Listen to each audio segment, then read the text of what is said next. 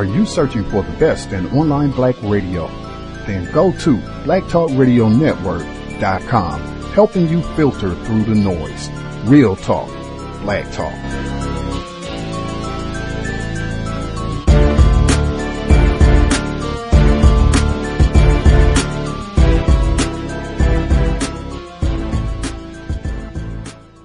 The internet is full of half-truths and all-out lies. We've all seen them, and many people on social media complaining about it. Here's your chance to show and prove. WorldAfropedia.com is a black-owned and operated encyclopedia. There are several thousand articles, but we need help. We can't uncover all the truth ourselves. So please, join us and become a writer, editor, or blogger for WorldAfropedia.com today. Every little bit counts. We owe it to the future generations to put the truth out there. Visit WorldAfropedia.com, the African-centered encyclopedia, a global database of African knowledge for the purpose of bringing about global African wisdom and understanding. WorldAfropedia.com.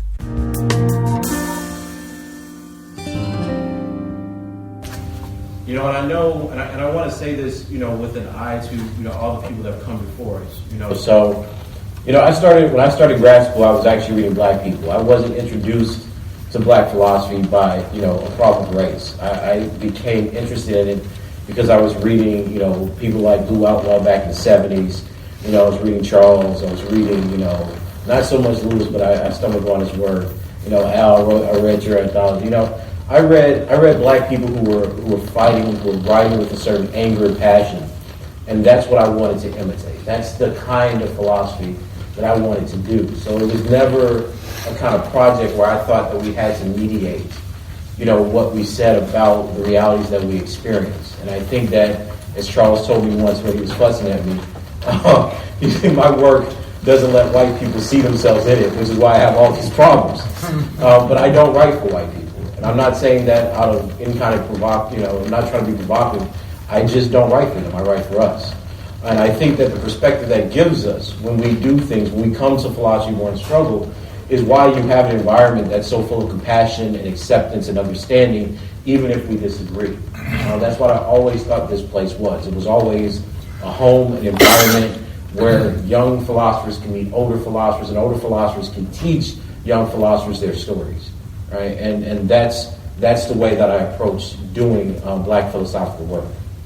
So when I talk about a black criticus, and this is actually something that I was thinking about a long time, you know, given some of the things that happened to me in philosophy, and just given the reactions, that the suffering I see, you know, and I know a lot of people don't think of it that way, but, you know, I go to these white conferences, and, you know, like SAP and these other places, and I hear black people, young black scholars trying to get their work across. I hear, you know, young brown people trying to get their work across, and I see them being judged by white people who are not only ignorant but incapable of becoming close to understanding them.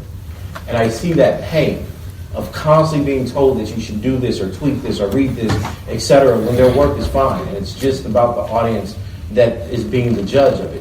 That's the power that the demographic of white people have. And it's painful to me that the brilliance of our people, the brilliance of black people, the brilliance of black thinkers has to always be sanitized and censored and lessened so that white people feel more comfortable about what they're hearing. We have to do it through Dewey. We have to do it through Marx. We have to do it through everyone they say is okay, rather than actually just expressing ourselves in a rigorous way about what we're doing. So this paper is going to be an indictment of philosophy's retreat from race, as well as what I call a black criticus, which is not an argument about the critique of philosophy, but actually what would emerge if we think of philosophy as being refuted. If white philosophy is in fact false and an illusion, then what takes its place as a metric or understanding of various kinds of text problems, etc. So the experience of confronting death, being fearful of being killed, doing my job as a race crit and threatened violence for thinking about racism in America, has a profound effect on concretizing what's at stake in our theories about anti-black racism. Whereas my work on race and racism and philosophy earlier in my career was dedicated to the problems created by the mass ignorance of the discipline, the political debates and ethnological history of black philosophers of the 19th and 20th century. I now find myself thinking more seriously about the way that philosophy, really theory itself, our present categories of knowledge, like race, class, and gender found through disciplines, actually hasten the death of subjugated people in the United States. Context of White Supremacy. Gus T Renegade in for another broadcast, hopefully to share constructive information on the system of white supremacy. Today's date, Thursday, November 22nd, 2018. So I have been told this is our fourth installment, The Man Not, Race, Class, Genre, and the Dilemmas of Black Manhood, Dr. Tommy J. Curry.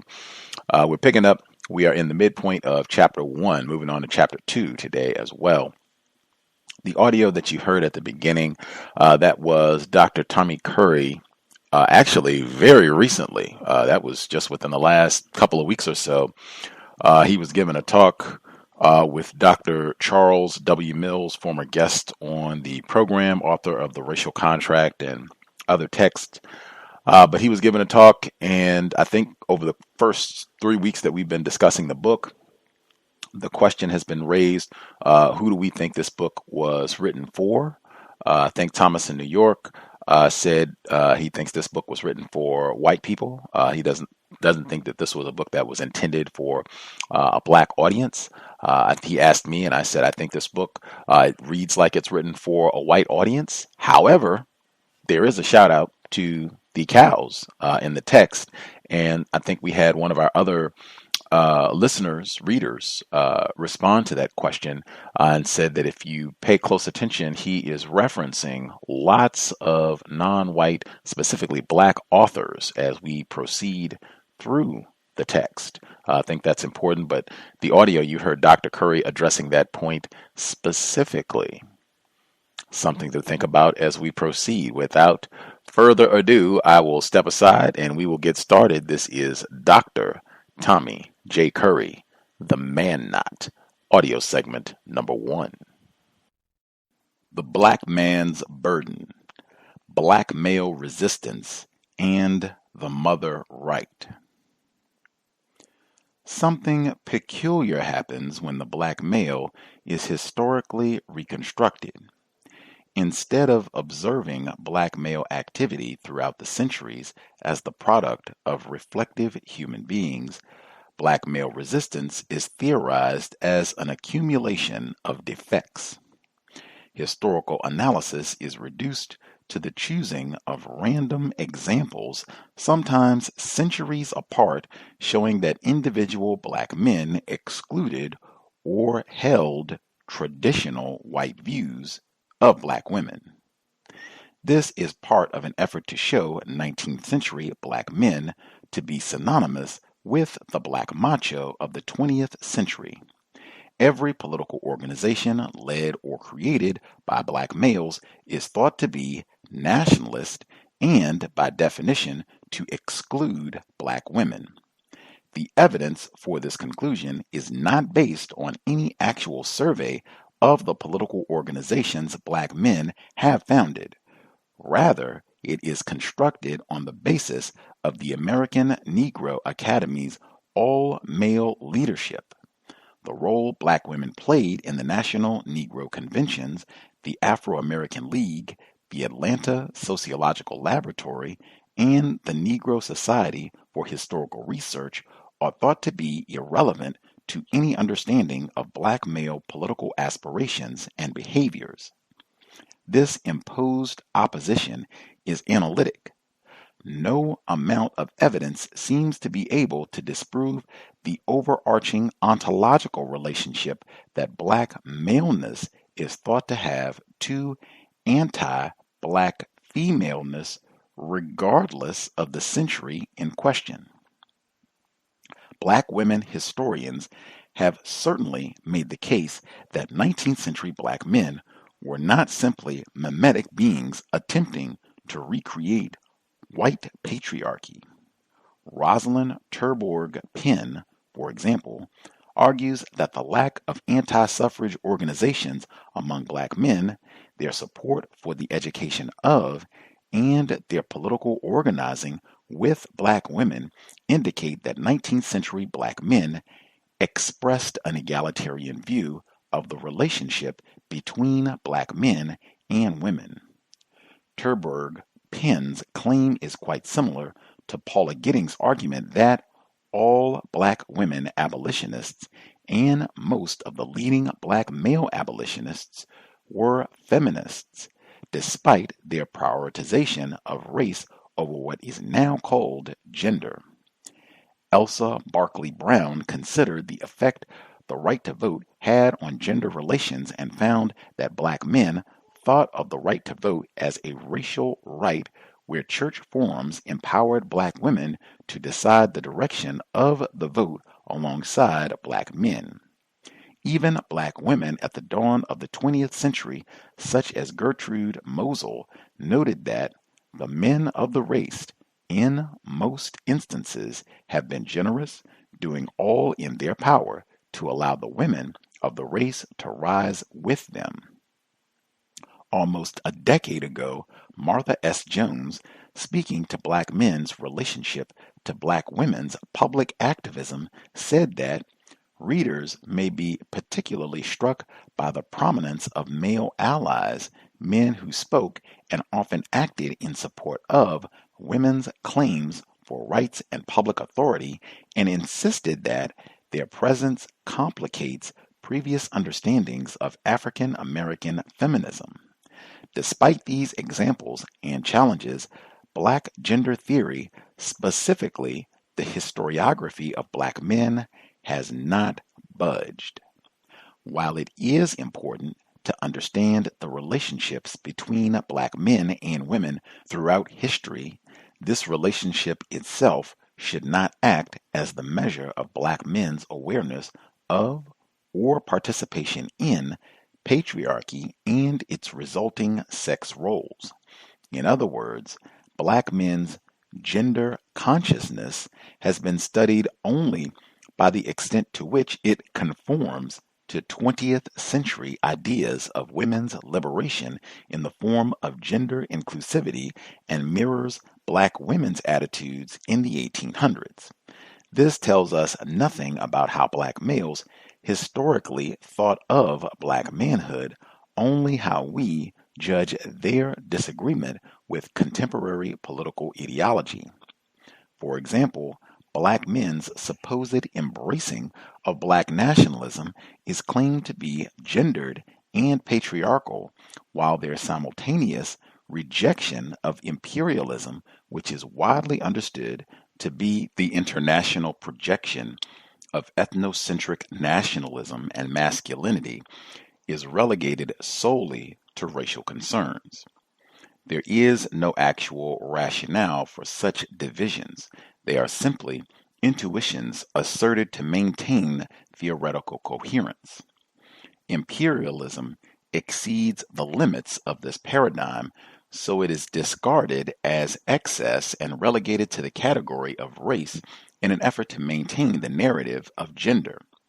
Imperialism and colonialism have always involved deeply sexualized narratives and the creation of a racialized male other who terrorizes the nation, family, and women of empire. Such narratives specifically concerned the black male, and they highlight why black men's rejection of imperialism, the black man's burden, is central to our understanding of black males' sexual consciousness and their particular historical genre. The projection of white masculinity globally was not simply about male dominance. It was an expression of the familial hierarchy that demarcated the boundaries of the white race. Rudyard Kipling's poem, The White Man's Burden, was an example of this racial claim. Kipling proclaimed the white man's yearning for domination and imperial conquest. Nations such as Cuba, the Philippines, and Puerto Rico were uncharted territories filled with black bodies for labor and sexual conquest. Kipling urged the white race to send forth ye best breed, go send your sons to exile. The idea of the white man's burden conveyed the racial demands of white superiority. As the literary theorist Patrick Brantlinger writes, Kipling clearly believed that the white race was charged with the responsibility of civilizing or trying to civilize all of the dark, supposedly backward races of the world. The white man's burden was both a projection of whiteness and a projection of white maleness. It was a duty aimed at establishing the white race as the master of the darker races the world over through the order of civilization, an order established on the patriarchal rule of the family. Black males, whether they were intellectuals, soldiers, or workers, rejected this decadent imposition of white male rule. Because they were depicted as primal and unformed men, black men understood what the white man's burden meant for the darker races.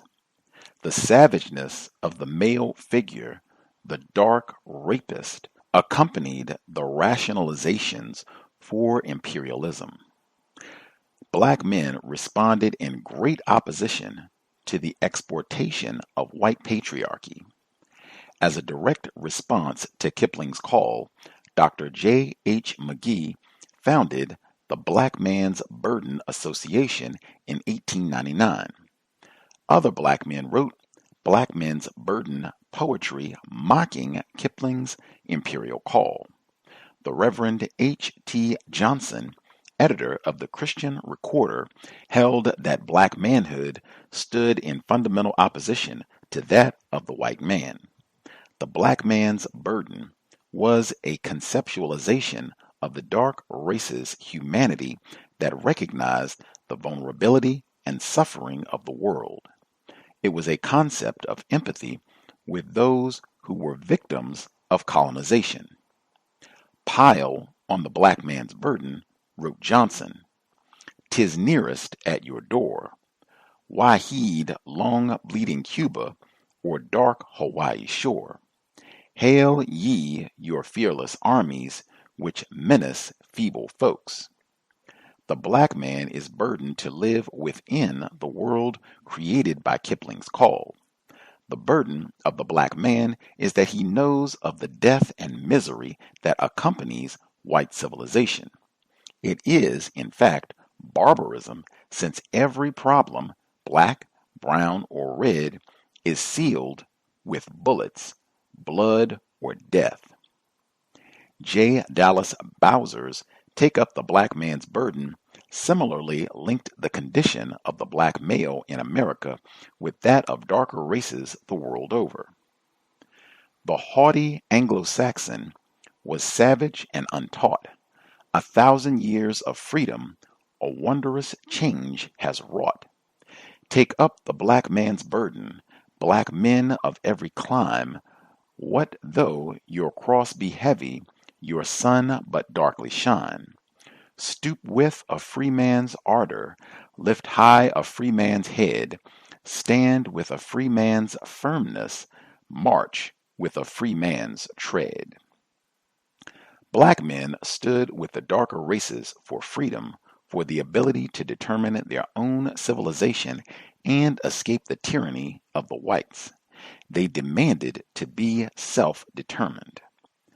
Like X-Ray's poem that introduces this chapter, Hubert Harrison's The Black Man's Burden fundamentally opposes the providence placed upon the white man's shoulders. Harrison suggests that there is a fundamental opposition between the order of the white man and the political rights and sexual propriety of the black male.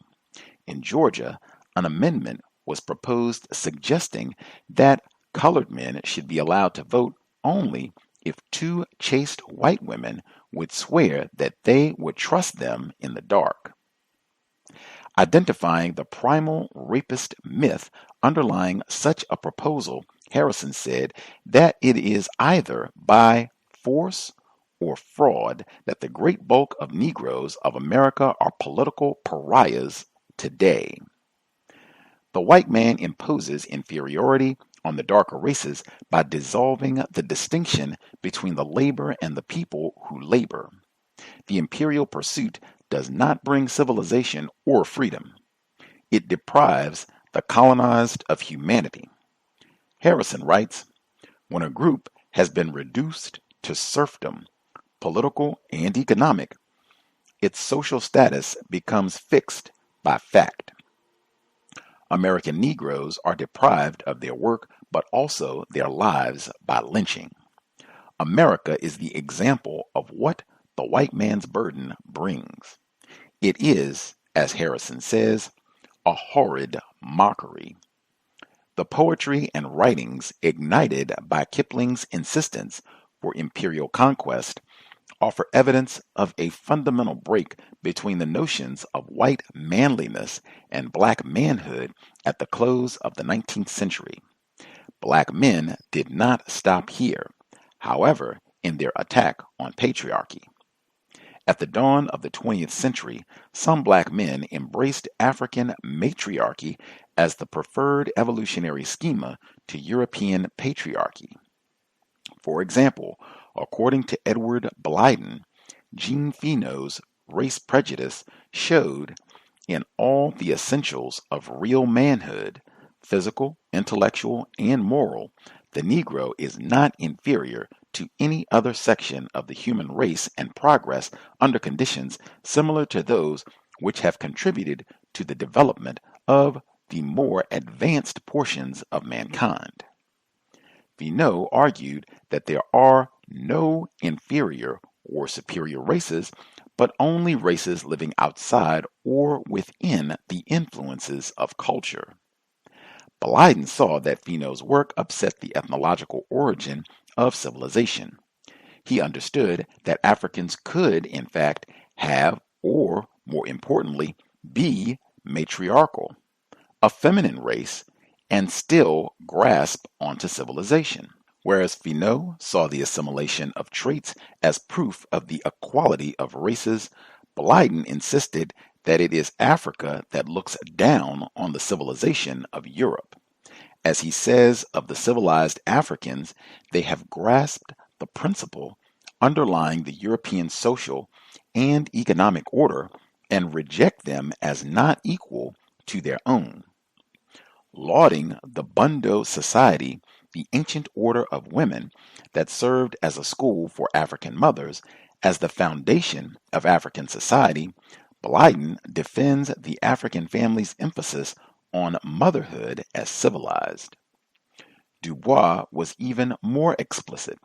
Like Harrison, he maintained that the patriarchal racial evolution of Europe created the economic and, by effect, cultural debasement not only of the woman of the darker races, but also of the African mother idea.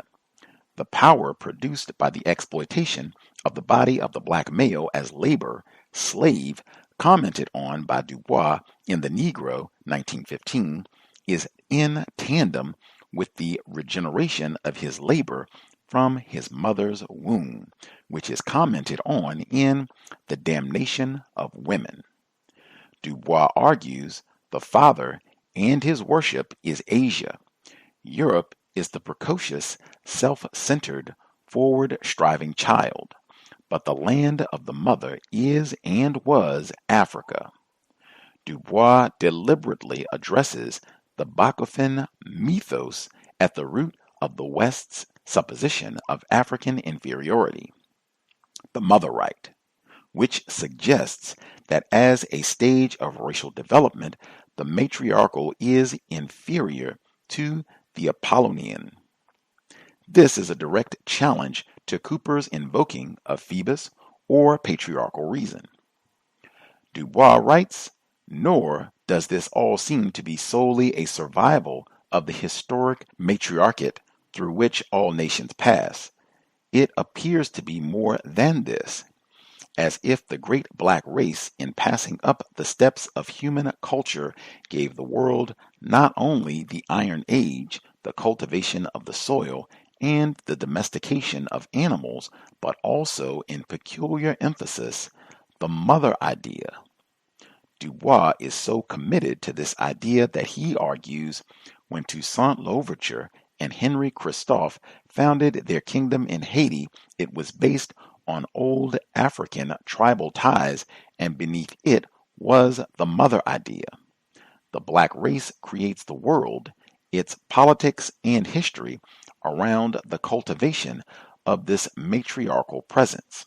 It is matriarchy, not black imitation of the patriarchal order of family, nation, and empire that leads to black liberation for Du Bois.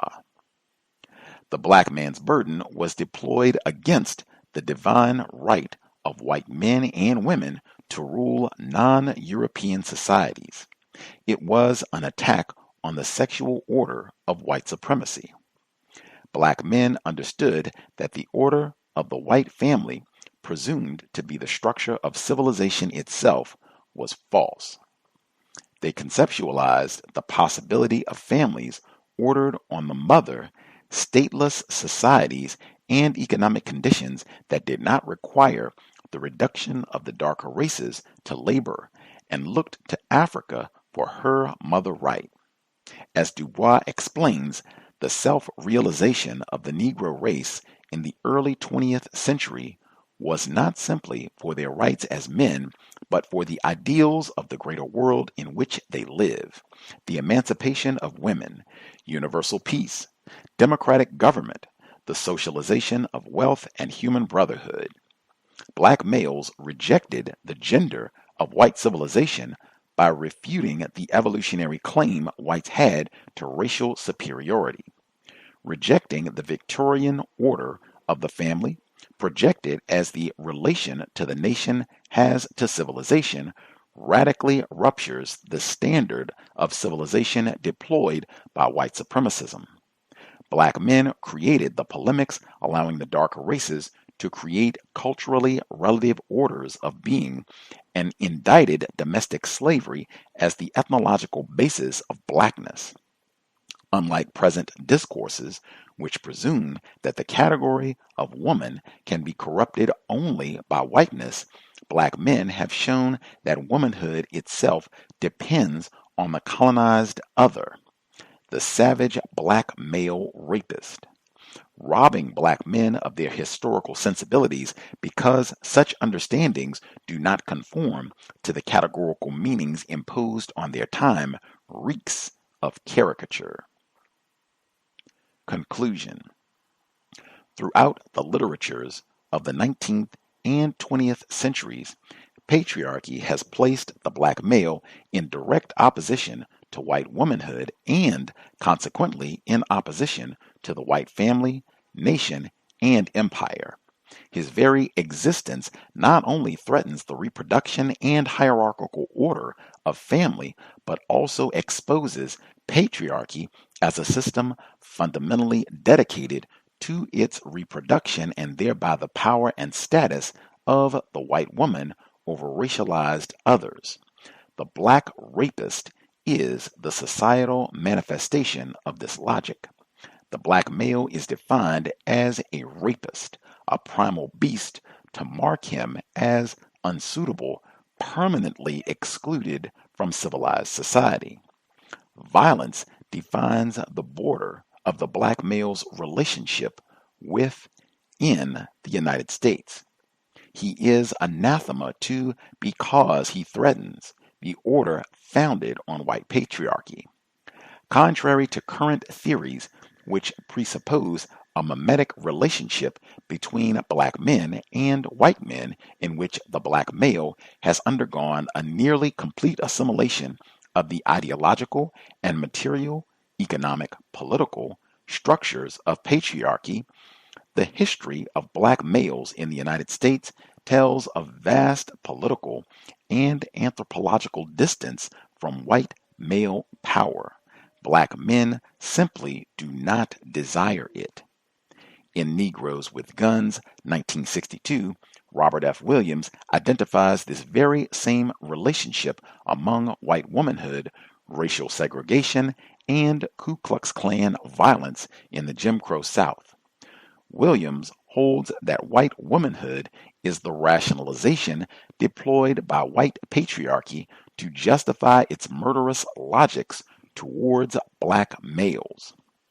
The white woman was the justification offered to the white public for the terrorism launched against the black community. Lynching, the castration of black men, was offered as recompense for being black and male, raced, and rapist. Williams offers a powerful illustration of this claim.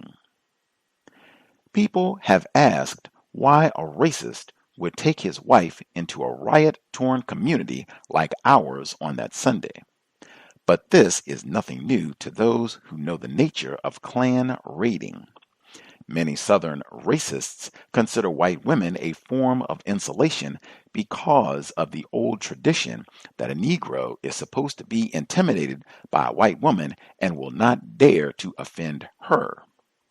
White women are taken along on Klan raids so that if anything develops into a fight, it will appear that the Negro attacked a woman and the Klansman will, of course, be her protector. Williams' understanding of the relationship that white womanhood has to white supremacist violence motivated Eldridge Cleaver to articulate the symbolic relationship white womanhood holds next to the black man. Cleaver was a great admirer of Negroes with Guns. As Kathleen Cleaver recalls, I saw it when I first came out to the Bay Area in July of 1967 in Eldridge Cleaver's apartment. He had a whole case full of them and he was handing them out. And anybody that came into the Black Panther Party had to get a copy of Negroes with Guns. They had to read it and we had to discuss it. The next chapter investigates the impact of Eldridge Cleaver's unpublished manuscript, The Book of Lives, alongside Soul on Ice, the book originally titled White Woman, Black Man. Chapter 2, Lost in a Kiss? The sexual victimization of the black male during Jim Crow, read through Eldridge Cleaver's The Book of Lives and Soul on Ice.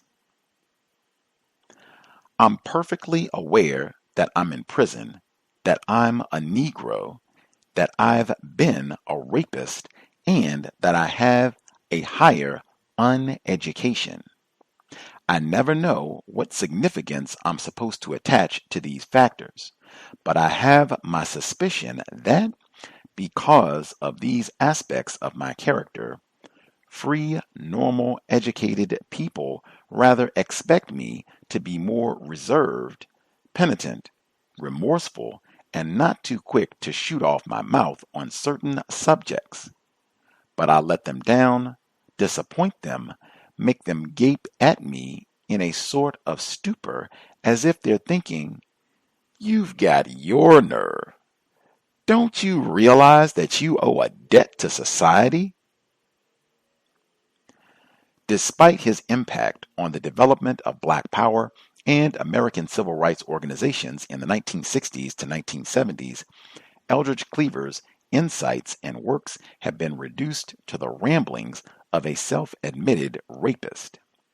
The identity politics of today and the hegemonic force of disciplines have made Cleaver into an archetype of the Black Panther Party and the presumed entelechy of black men over the past 6 decades. Taken to be the moral position of all progressive scholars, these mythologies have persisted without challenge and with little attention to the erasure of the sexualized violence of Jim Crow and American segregation that Cleaver and other black writers such as James Baldwin and Richard Wright were reacting against. In our ideations, Cleaver simply appears as a rapist. He had no history, no trauma, no socialization or oppression that could make him such. He emerges from history as black phallic negativity, the symbol of the black male's lack, and is codified as the representation of all black masculine politics, the black macho. There is no denying that Eldridge Cleaver was a criminal. He was twice convicted, once on drug charges in 1953 for the possession of marijuana and again in 1958 for rape with the intent to murder. Later, he fled in exile after an assured conviction for a shootout with the police. Existentially, one could regard Cleaver as a torn subject, a traumatized individual, or a psychopath. However, none of these labels, standing in for any number of deviant dispositions in the minds of scholars, fully captures the relevance and theoretical significance of Cleaver's reflections on the events unfolding before his very eyes during the black struggle for civil rights in America. Cleaver's insights into anti-black violence and death, capitalism, government surveillance, and the global reach of white supremacy are indispensable components of an intellectual account of the emergence of these systems from the 1950s to the present, yet his voice is absent because his life and body are unacceptable to the disciplinary position of a theorist. He is a criminal, alleged murderer, and rapist. He is not the stuff of which academic theory is made. Cleaver is solely defined by the horrors described and admitted in the opening pages of his classic Soul on Ice, 1968. Most scholars ready to dismiss Cleaver for his homophobia, misogyny, and sexism, all arguments filtered through the lens of Michelle Wallace's reading of his work and the psychoanalytic disposition in Black Macho and the Myth of the Superwoman, have done little work to complicate this interpretation or even look for more in the writings of Cleaver or the Black Panthers to question it.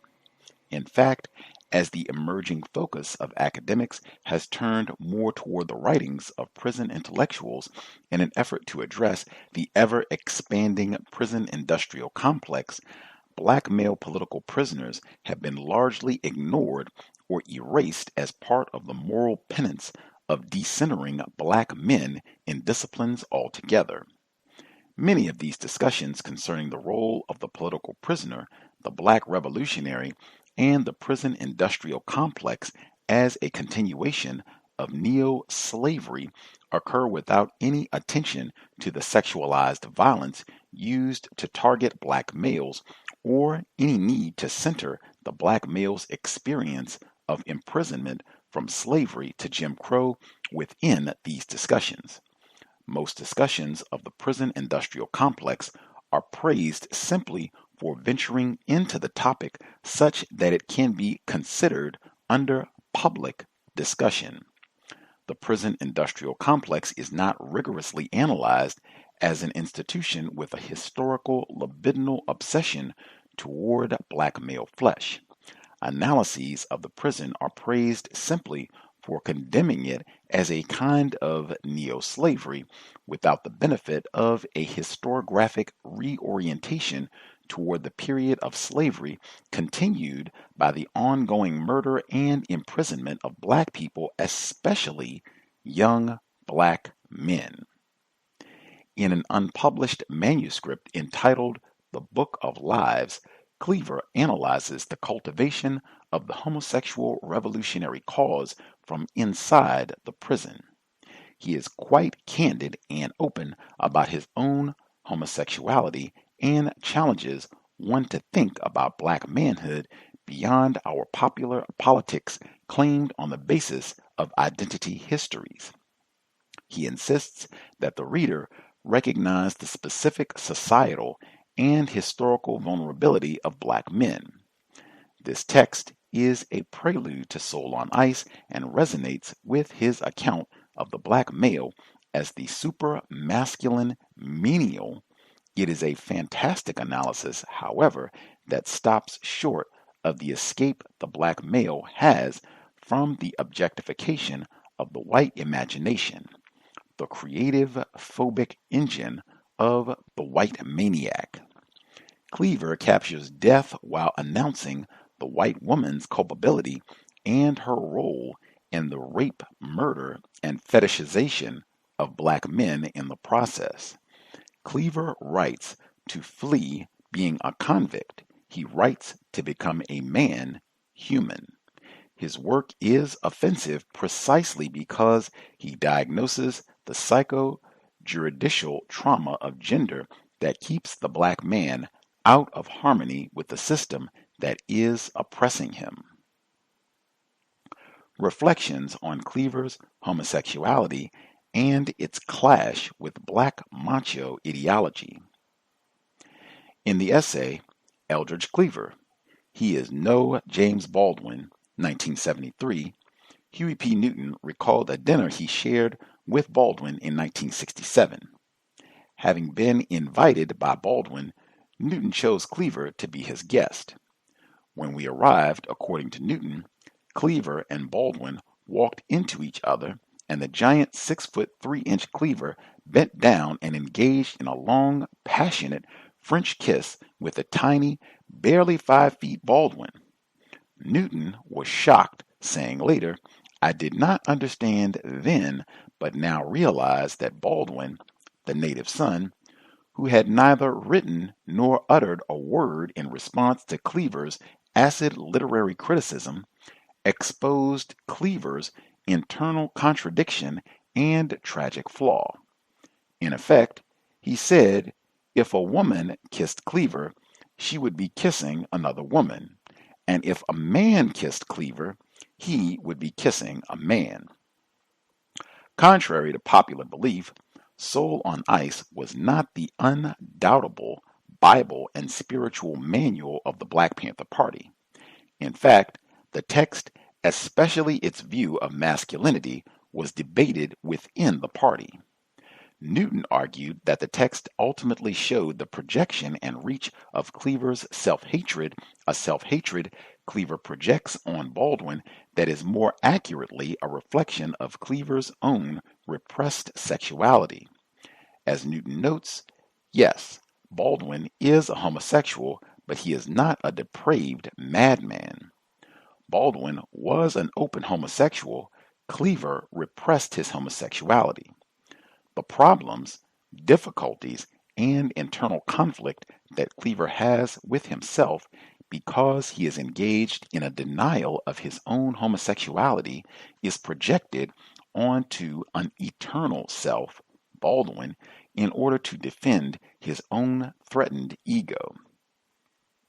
Although Newton's essay has been included in anthologies for more than a decade, no serious scholarly attention to Cleaver's homosexuality has surfaced. For some, Susan Brownmiller's view that Cleaver's thought pattern and the ideological construct he used to justify his career as a rapist reflects a strain of thinking among black male intellectuals and writers that became quite fashionable in the late 1960s is all that needs to be said about this era and about black male productions on sexuality. Similarly, black feminist renderings of Cleaver, such as that found in Wallace's Black Macho and the Myth of the Superwoman, depict Cleaver to be Leroy Jones' other half, an even more effective voice for Black Macho. Like Brownmiller, Wallace believes that Cleaver did a lot to politicize sexuality in the black movement. The problem, of course, in her view, being that Cleaver politicized the black macho or the latent historical black rapist identity. Black Macho and the Myth of the Superwoman centers the sexual lust the black male has for the white woman as the driving force behind his quest for civil rights. In Wallace's view, some black men wanted white women simply because they were so hostile to black women, while others believed that white women gave them money and made them feel like men. This attraction was not fleeting but epical for Wallace. As she remarks, some white women were quite blunt. They wanted black cock because it was the best cock there was. This sexual order, ushered in by the civil rights movement, given the new economy of sexual competition created by the black man's access to the white woman and new political power, led black people to imitate America's standard of the family and focus on heterosexual relationships between black men and women. This realization, situated on an allegedly new sexual opportunity for black men, also revealed the material disadvantage of black masculinity. Wallace notes, the Americanized black man's reaction to his inability to earn enough to support his family, his impotence, his lack of concrete power, was to vent his resentment on the person in the society who could do least about it, his woman. His problem was that she was not a woman. She, in turn, looked at the American ideal of manhood and took the only safe course her own fermenting rage and frustration could allow her. Her problem was that he was not a man. As Wallace saw it, as blacks began to lean more and more toward Americanization, they internalized self-hatred. The black man, however, took a peculiar devolution for Wallace. As the black man internalized the Americanized version of himself, he began to embrace the sexual caricature of the buck as a way to compensate for his economic and political emasculation. Before its resuscitation by black men in the 1970s, Wallace insisted that the buck made his last appearance in The Birth of a Nation. According to Wallace, the buck is the only black stereotype that is sexual. He is brutal, violent, virile, tough, strong, and finds white women especially appealing. Wallace concedes the Ku Klux Klan, the lynch mob, and Jim Crow legislators said their task was to prevent the black man from violating sacred womanhood. In pursuit of this mission, thousands of black men were lynched, murdered, degraded, their homes destroyed. Wallace maintains that instead of inspiring disgust or even fear of white womanhood, this historical brutality only reinforced the notion of the black man's access to white women as a prerequisite of his freedom. In fact, it was this dynamic that shaped the minds of both those white women who came south as part of the civil rights movement and the black men who met them. Wallace, like Thomas Dixon Jr.'s The Klansman, is arguing that black men pursue civil and political rights to gain sexual access to white women. Like early 20th century buck fiction, she imagines that black male political power is motivated by the sexual capture of white women. Later in the chapter, we see that this is the exact opposite of what Cleaver intends. The black male activists of this time became representations of this sultry imago. Stokely Carmichael was the nightmare America has been dreading. The black man seizing his manhood, the black man as sexual, virile, strong, tough, and dangerous. Martin Luther King Jr., the opposing mentor of Black Power's militancy, is described by Wallace as a glaring impossibility, a dream of masculine softness and beauty, an almost feminine man. Malcolm X was seen as virile, strong, and generated a powerful, fearsome presence who had spat in the faces of the white woman and white man. While King's murder proliferated the rationalizations for militancy and a black macho posture, it was Malcolm's death that killed the chance for a black patriarchy and launched the fixation of a then imprisoned Cleaver with obtaining his manhood.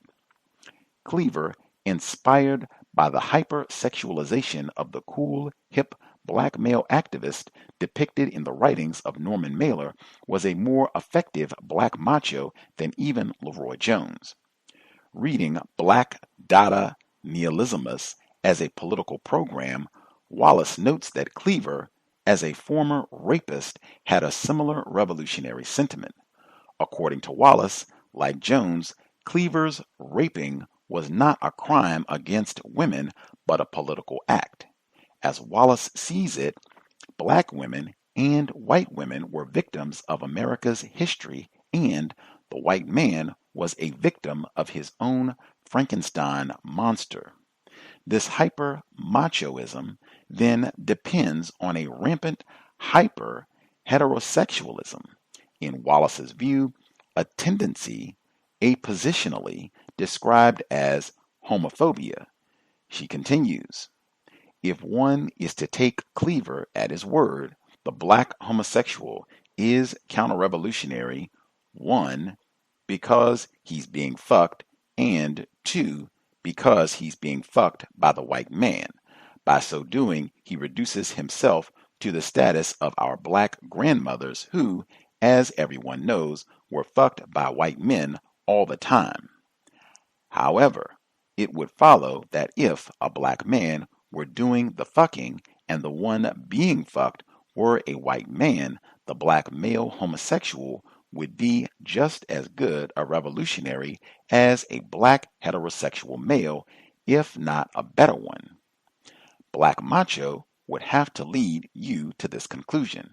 If whom you fuck indicates your power, then obviously the greatest power would be gained by fucking a white man first, a black man second, a white woman third, and a black woman not at all. The most important rule is that nobody fucks you. Wallace presents black men as culturally and physically committed to the black macho mythology. Black men, in both their heterosexual and homosexual variety, are anti-black women because she is the one who does not get fucked. It is these impressions and representations of black males more than half a century later that are made synonymous with black masculinity. In this view, black males have lacked reflection and, unlike their black female counterparts, only assimilated the caricatures of white society rather than resisted them. As Jared Sexton remarks in Race, Sexuality, and Political Struggle, reading Soul on Ice, in many ways, Wallace's efforts in that now canonical black feminist text provide a sort of interpretive framework for much more popular and academic opinion on the movement in general, the Black Panthers more specifically, and Cleaver in particular up to the present. Despite Wallace's substantial revision and recanting of the black macho in the introduction to the 1990 Verso edition of her text, along the lines of many of the substantial criticisms such as Paula Giddings, the lessons of history will shape the 1980s black macho and the myth of the superwoman won't. Allison Edwards, Rape, Racism, and the White Woman's Movement, and Maulana Karinga's on Wallace's myth, Wading Through Troubled Waters. The black macho idea continues to haunt any engagements with Cleaver's Soul on Ice. Regarding Cleaver as a figure and thinker, Sexton correctly states that black macho ideology wards against the critical interpretation versus mere rejection or avoidance of his thought prior to his exile in 1968. Regardless of its large-scale acceptance as a serious analysis of the Black Power movement and the political tendencies of black men from the 1960s forward, black macho and the myth of the superwoman is little more than the impressionistic renderings of a young black woman observing the events of the civil rights movement offered to her by mainstream media. Over a decade later, Wallace admitted that her view of black men was rooted in her traumatic experiences with her father and stepfather. As she says about her interaction with black men generally, I expected and found hostility, anger, competition, violence, dishonesty, misogyny, and ignorance. These experiences had a lot to do with my theories about black men and black male-female relationships as a black feminist. While many contemporary gender scholars would celebrate such an epistemology, Wallace's view rarely rises above our more accepted notions of the stereotype. As she admits, I am not saying that there aren't some black men out there who are mean to women. What I am saying is that I was not actually aware then that there was any other kind of man. Wallace saw black men as the unvarying trauma of her childhood and incapable of loving black women. Wallace actually concedes this point, saying, "There are many black men who love black women, and vice versa, although I didn't know it at the time I wrote Black Macho." Wallace created a narrative offering America a view of black masculinity, its political strivings rooted in America's fear of black male militancy and miscegenation. Wallace offered white America a reason to hate black men. She gave them an autoethnography of the torture she suffered at the hands of black men and called it theory, a moniker that solidified her text as the creed all disciplinary interpretations of black masculinity must honor decades later. Although this goes unmentioned by the various scholars who remain inspired by Black Macho and the myth of the Superwoman, Wallace has admitted there is no actual evidence of the Black Macho idea she presented. In the 1990 introduction, she writes, "If I had to do it over again, I would no longer maintain that Black Macho was the crucial factor in the destruction of the Black Power movement, not because I no longer think it is true, at least in some sense, and certainly it was true in the world I inhabited then, but because it was a claim that was impossible to substantiate at the level of sociological, historical, or journalistic data. While it may be a valid interpretation of events to say that a brand of black male chauvinism contributed to the short-sightedness and failure of the Black Power movement, there are other interpretations equally valid. For instance, that police and CIA repression were also factors in the demise of the movement. Moreover, from another perspective, although not necessarily my own, the black liberation struggle can be viewed as never ending or beginning, but rather waxing or waning, usually invisible to the dominant discourse, virtually since blacks became slaves in the Americas.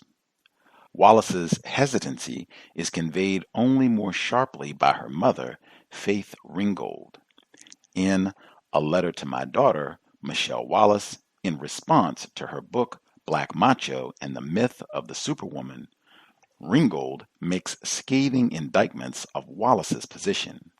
Ringgold writes, for example, that the term Black Macho has no substantial reference to the black men who provided leadership in the black struggles of the 60s, many of whom lost their lives in order to make life better for all of us. These ideas, insists Ringgold, emerge from her daughters having mixed cinema with life. Ringgold asks her daughter how she could liken black manhood to that of a psychopath or James Bond movie. James Bond is a white man, and violent death is the theme that sells in Western culture. How can you attribute this phenomenon to so-called black macho? Open your history books and let us add up the score. So many for the black man, so many for white American. Who is the winner now? Throughout the text, Ringgold expresses disbelief and disappointment in her daughter's argument. Ringgold is adamant that her 14-year-old daughter's revelation of the black male in the 1960s simply was not substantiated by facts or experience. Michelle, our family has lived for 3 America's concession to so-called black macho's demand for his manhood, and it is the only concession he can count on getting. In a brief review of her mother's book, Wallace admits, "Almost nothing I wrote in Black Macho would I repeat or continue to agree with now. I feel like I have changed in every way possible, and that I am always changing my opinions about such matters in particular. My mother's firmness and certainty continues to fascinate me." Despite these admissions by Wallace herself, the Black Macho remains an authoritative lens from which to view black manhood within the academy and throughout its various concentric publics. Because the Black Macho myth demands a heterosexual obsession with fucking white women, there has been little discussion beyond the hyper heteromasculinity allegedly embodied by Cleaver, or a questioning of the seemingly natural, necessary, and inevitable homophobia to which the hetero black male identity is committed. In fact, even Vincent Woodard's The Delectable Negro, 2014, a book about the literal and figurative consumption of the black male body, the eating of the black male, cannibalism sustained by the homoerotic sexual urge of racism, merely mentions Cleaver's homosexuality and his review of Baldwin in Soul on Ice as a contradiction, given their kiss.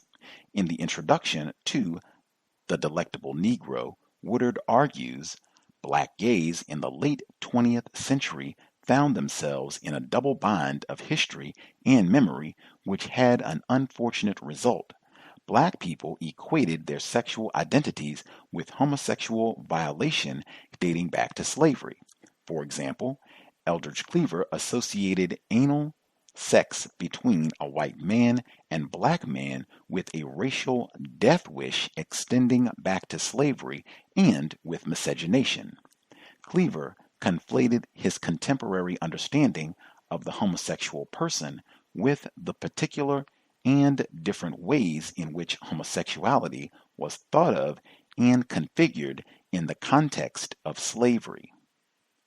Woodard did not have any knowledge of Cleaver's The Book of Lives, of course, and thus chose to read Cleaver as fearful of thinking about homosexuality in its fullness rather than as a black male theorizing the economic and political operation of homoeroticism in society and the prison. There is no second thought to Cleaver's possible homosexuality and the genealogy that arises from within the context of the black gay man shackled to revolution and only later problematized by the cosmopolitan identity thought to make up the black gay male experience in the 1960s. Woodard argues that the inability to creatively imagine homosexuality during slavery reflected a fundamental fear within the black community of moving outside of the normative categories of masculinity, reproduction, pleasure, and family. Is this truly Cleaver's problem, given his reflection on the homoerotic and repressive nature of the prison and the stud farm? Cleaver configures sexuality as a matter not of identity, but rather of historical social engineering. Sexual desire is created in the subjugated and animated by subjugation. The white male retreating into the mind alienates the body by creating the nigger brute as his antithesis. This brute is neither heterosexual nor homosexual. He is fungible, bending to the desire, fear of the white society that surrounds him. Woodard's view demands that we understand masculinity, reproduction, pleasure, family as teleological constituents of one another, that to some extent they entail the accompaniment of one another successively. Is this truly the case? Is it the case that the historical assemblage of what we call black and masculine has avoided or not imagined the homosexual simply because it runs against the imagined norm of black hypermasculinity or super heteronormativity? What are the texts and moments that offer the ontological case of black male heterosexuality while eliding the historical moments of black male sexual vulnerability altogether, or debasing them to accidents of black maleness inconsequential to the overarching construct we take to be black masculinity? Such a position emerges not from historical proof, but rather from the imagined reality of excluding the reflections of black men on their condition from slavery forward. It pretends that black men did not comment on their own sexual vulnerability to white men and white women.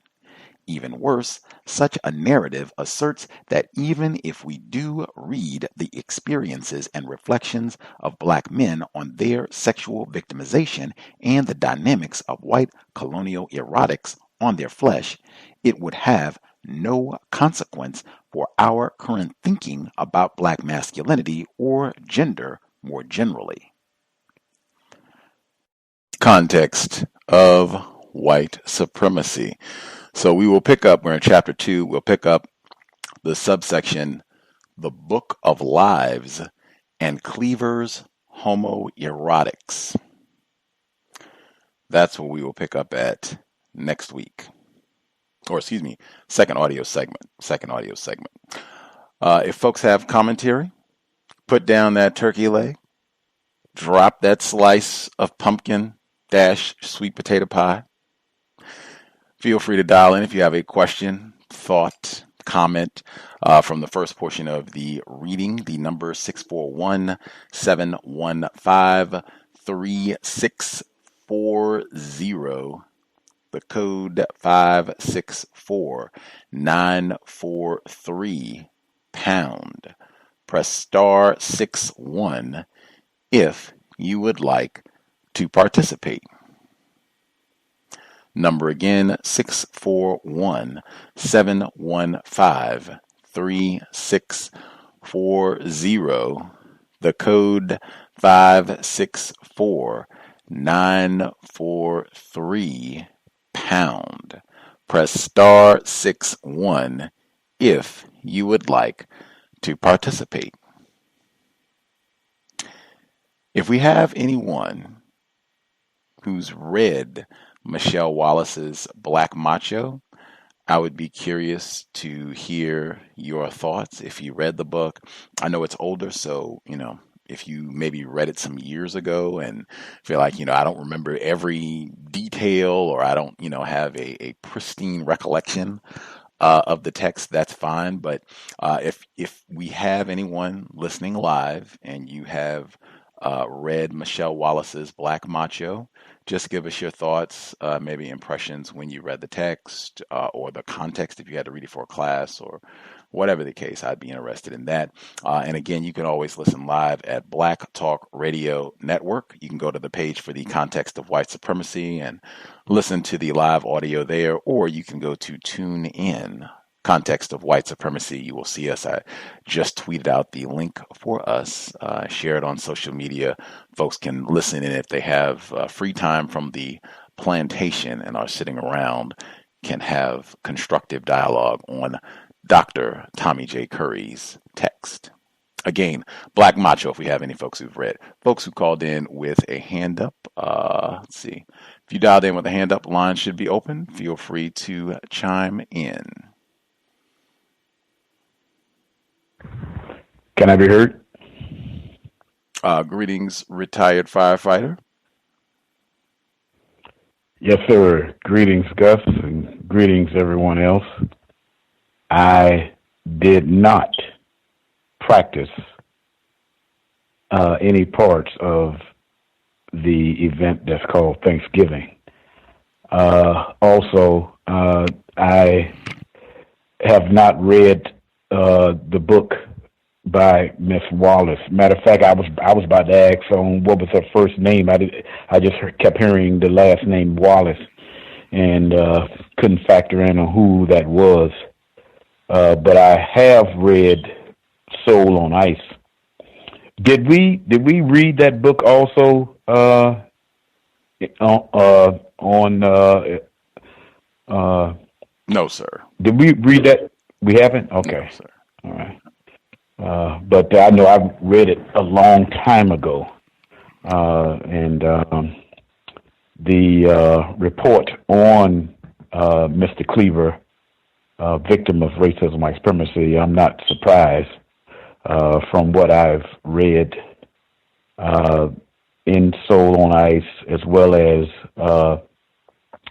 some people who actually were members of the Black Panther Party that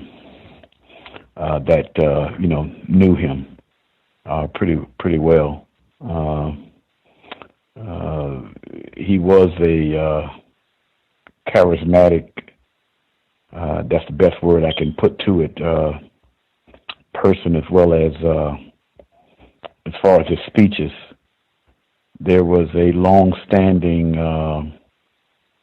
analysis of him that he was very good at influencing the younger membership, because he was somewhat older than the average member of the Black Panther Party. He was like in his early 30s, where the average party member was either a teenager or early 20s. And he actually had a lot of influence of his way to influence others. Matter of fact, he was able to influence Bobby Hutton on the day that he was murdered by the Oakland police on that day, and I think it was the day after Martin Luther King's murder, where him and Bobby Hutton were caught in a house and was in a shootout with the police. But I was not aware of his homosexual adventures. I wasn't fully aware, but I'm not surprised. I'm not surprised as far as that's concerned. And I think Mr. Curry was accurate on him basically suppressing that part of his life because he, number one, was married. I can't think of her name. She also was a party member and a administrative official in the Black Panther Party. What was her name? I just can't think of her name right now. Kathleen. Kathleen, right. Kathleen Cleaver, yeah. And I think they had at least one child. I could be wrong, but I think I remember reading that he had at least one child. But yeah, I think he was making a lot of good points in his analysis of. Because I came in not at the beginning, so I'm thinking he was giving a brief on how homosexuality fluctuates within quote unquote something that's called black male macho or black male manhood. I may not be accurate with that, but that's what it sounded like he was making an analysis of, and how homosexuality, like a disease, actually fluctuates into the psychological aspect of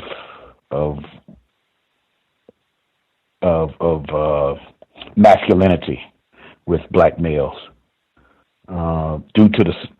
primarily due to the system of racism, white supremacy. That's its historical entry point, in my opinion. It would be that, and how that actually goes from a physical interaction to deep psychological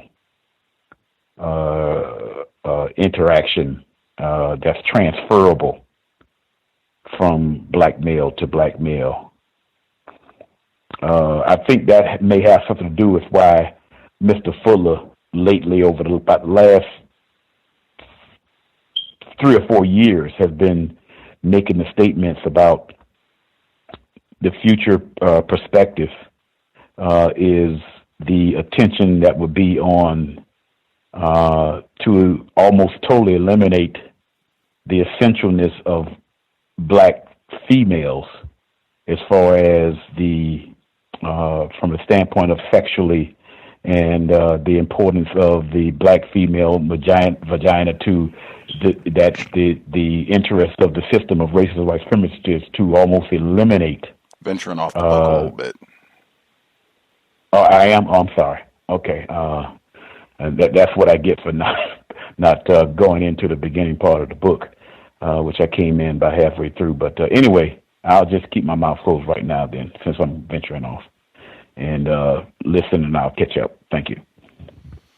Much obliged, retired firefighter. Michelle Wallace, answer to the question. The author's full name, Michelle Wallace, Black Macho and the Superwoman. I'll get the whole title for you in a second, but you said you just kept hearing the Black Macho and her last name, Wallace. Let's see, other folks who dialed in, if you have a hand up, if you have commentary you'd like to share on the text, feel free. Can I be heard? Yes, sir. All right, greetings, Gus, and greetings to all the callers and listeners. This is Henry from Chicago. On page 70, he quotes Du Bois in The Damnation of the Woman, where he says, "The father and his worship is Asia. Europe is the precarious, self-centered, forward, starving child, but the land of the mother is and was Africa." Now, that's interesting because I thought about Chancellor Williams' book, The Destruction of Black Civilization, and how he mentions that there was a topic he was discussing in the book about how Egypt became white, and particularly white Arabs came in and basically came in and took the African women. And when the offsprings came out, they were more loyal to the fathers, who were the white Asians or the white Arabs, as he calls it in his book, than their African mothers. And this was part of his discussion on how Africa, was the first part of colonization of Africa when they came in and typically raped the African mothers. On page 72, he says that the history of black males in the United States tell of a vast political and anthropological distance from white male power. Black men simply do not desire it. I think I emphasized this before. Black men are just trying to survive in the system of white supremacy. We're not looking for power. We just want to survive. That's all black men are trying to do. In the chapter 2, with when he was talking about Eldridge Cleaver, he states that he is not the stuff of which academic theory is made. It's so interesting because, and I've read Soul on Ice myself. Cleaver had some very, very interesting perspectives in that book, which is presented also in Dr. Curry's book. And I know a lot of people dismiss, his claims because of his language and because he's not, quote unquote academic. But there are a lot of people within the academic, well, not even the academic, but a lot of people who are just very observant, that can convey their thoughts in a way where if you look clearly, they can, you can understand it. And Cleaver's one of those guys. You take somebody like Neely Fuller, who I don't think he has an academic degree, but he's probably one of the people who, you ask him about white supremacy, he can give you a very clear definition and how it functions. Take somebody like Malcolm X, who has an 8th grade education, is one of the most, sounds like one of the most educated people that you can ever hear. So it's interesting how it's easy to dismiss somebody that doesn't have academic credentials, but yet they give clear views and without having some sort of academic degree. And in regards to Faith Ringgold, who is the mother of Michelle Wallace, and her response to her daughter's letters. I was looking up Faith Ringgold, and I guess she was an activist herself and was also an artist. And she had a sentence here that says, on page 79, that these ideas, talking about her daughter's ideas, insists Ringgold, emerged from her daughters having mixed cinema with life.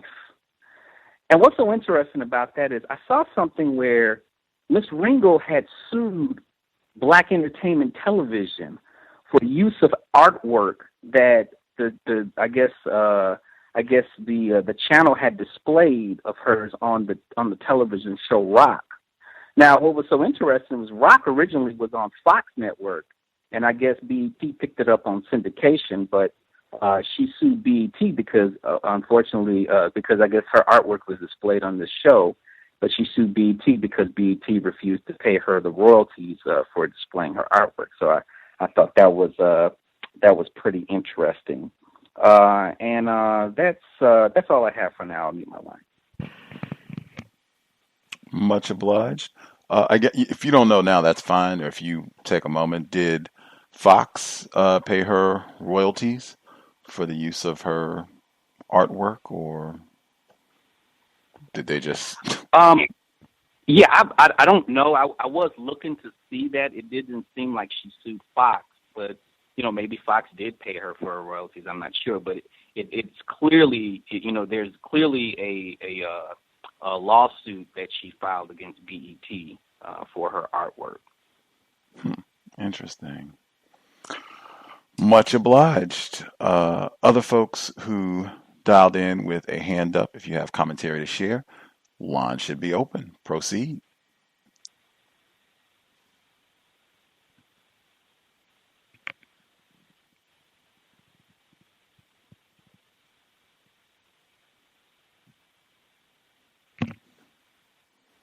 See other hands. While folks are waiting, if they're getting their notes together, thoughts together, I'll share some of the notes I had. Interesting to comment on Cleaver, or anyone for that matter, being dismissed because of their academic credentials or lack thereof. Cleaver did teach at the University of California, Berkeley, which is generally a highly regarded white institution. He taught there, was a professor there in 1968. So even if he didn't have a certain degree, if he didn't have whatever academic accomplishments, he was able to get a teaching position at UC Berkeley by 1968, the same year as the aforementioned police shooting with he and Bobby Hutton, where Bobby Hutton was assassinated.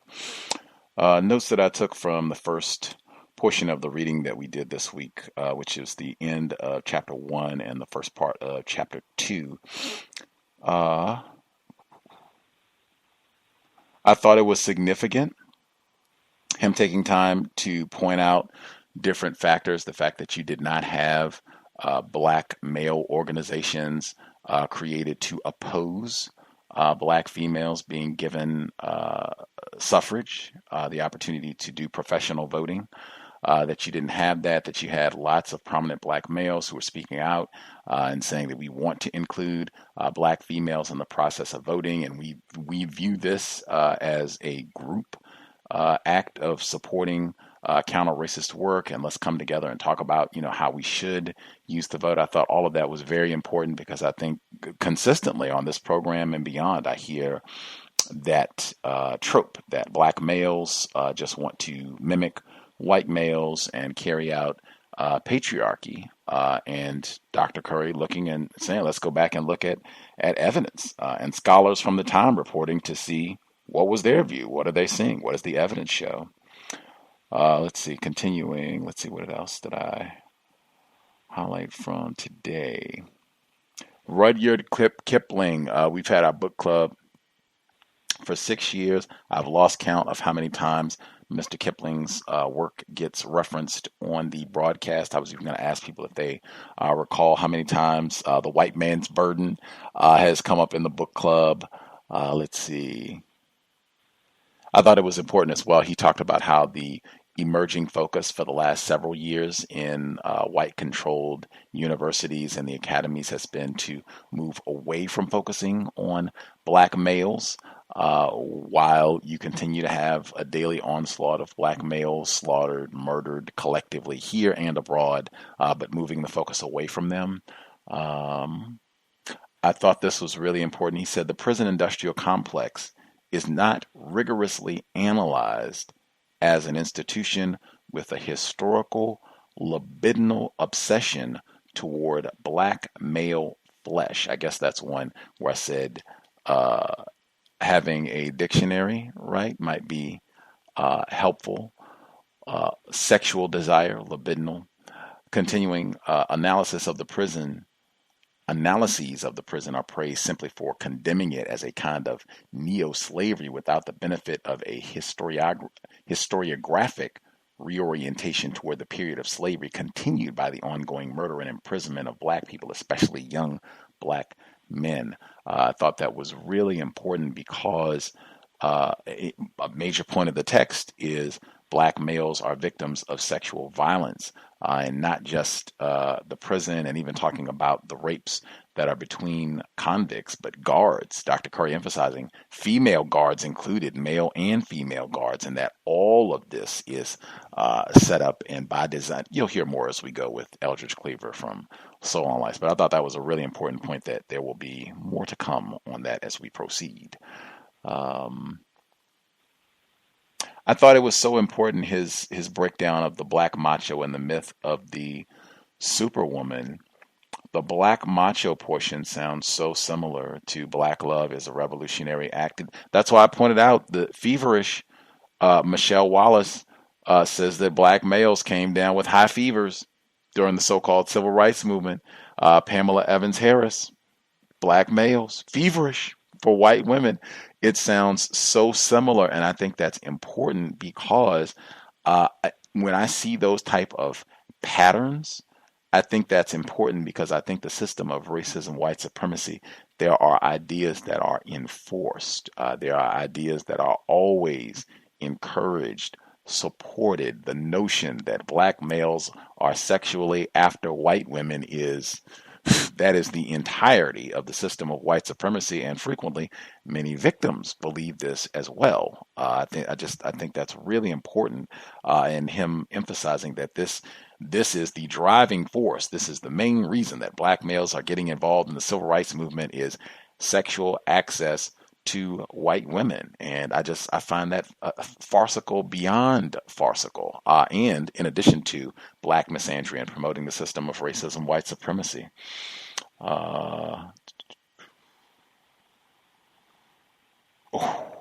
He says, this is still about Michelle Wallace's text. He says, the black man, however, took a peculiar devolution for Wallace. As the black man internalized the Americanized version of himself, he began to embrace the sexual caricature of the buck as a way to compensate for his economic and political emasculation, an idea that also was in Black Love is a Revolutionary Act. If people recall, she had the portion in the text where she said that black males, to spite black females who are in a better economic position, that they would spite them by choosing white women.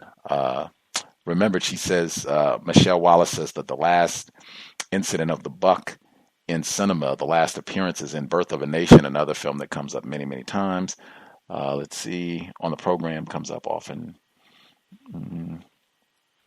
Curious, he says, Martin Luther King Jr., the opposing mentor of Black Power's militancy is described by Wallace as a glaring impossibility, a dream of masculine softness and beauty, an almost feminine man.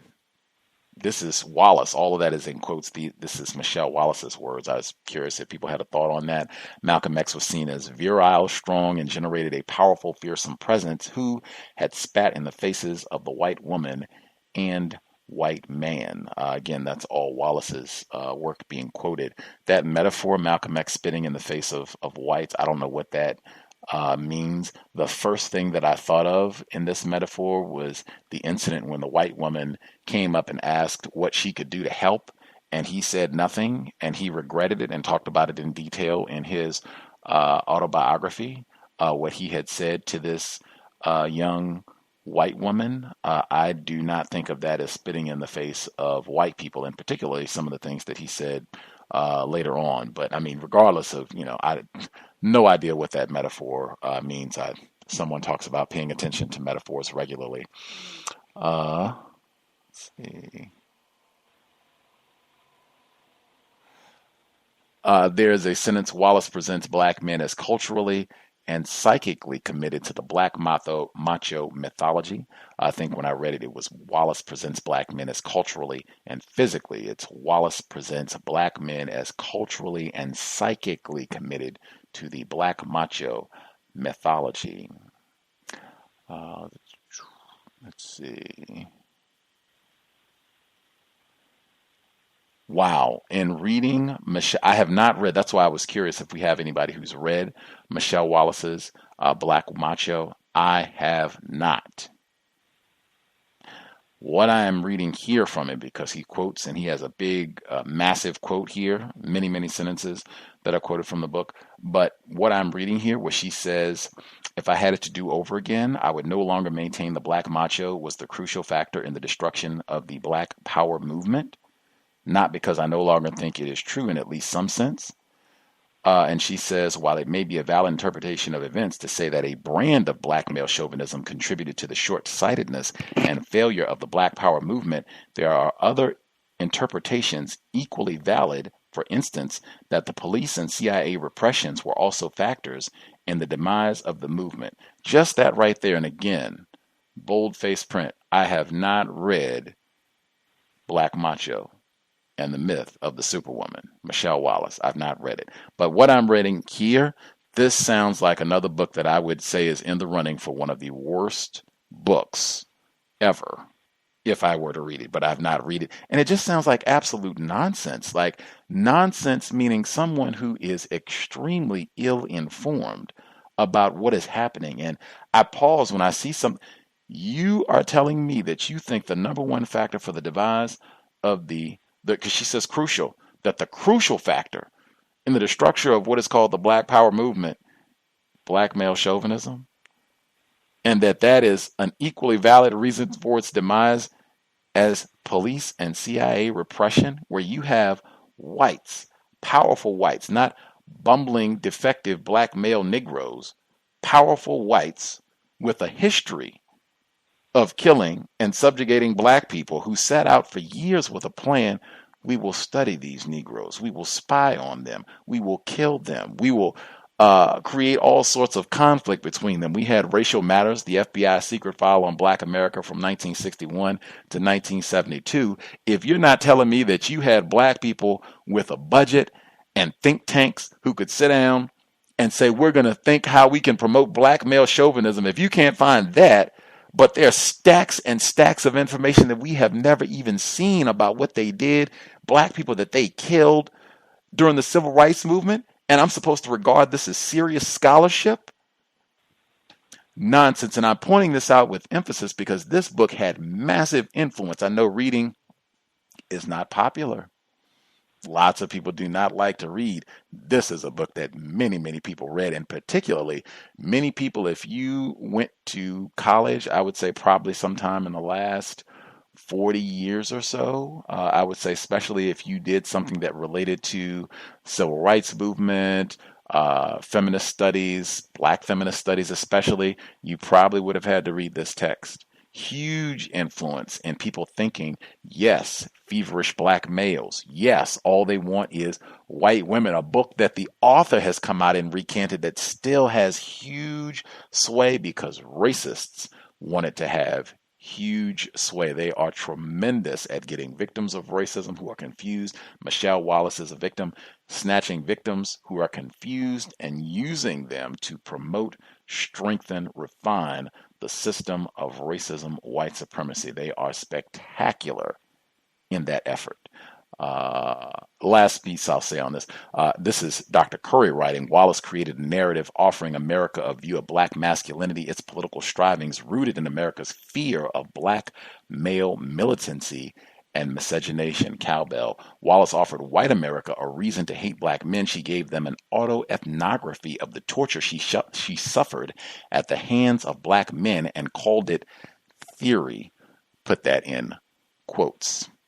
Great passage, and particularly the caller that mentioned the point that said where Michelle Wallace's own mother came out to rebuke her for the black macho and her put down of black males, black misandry.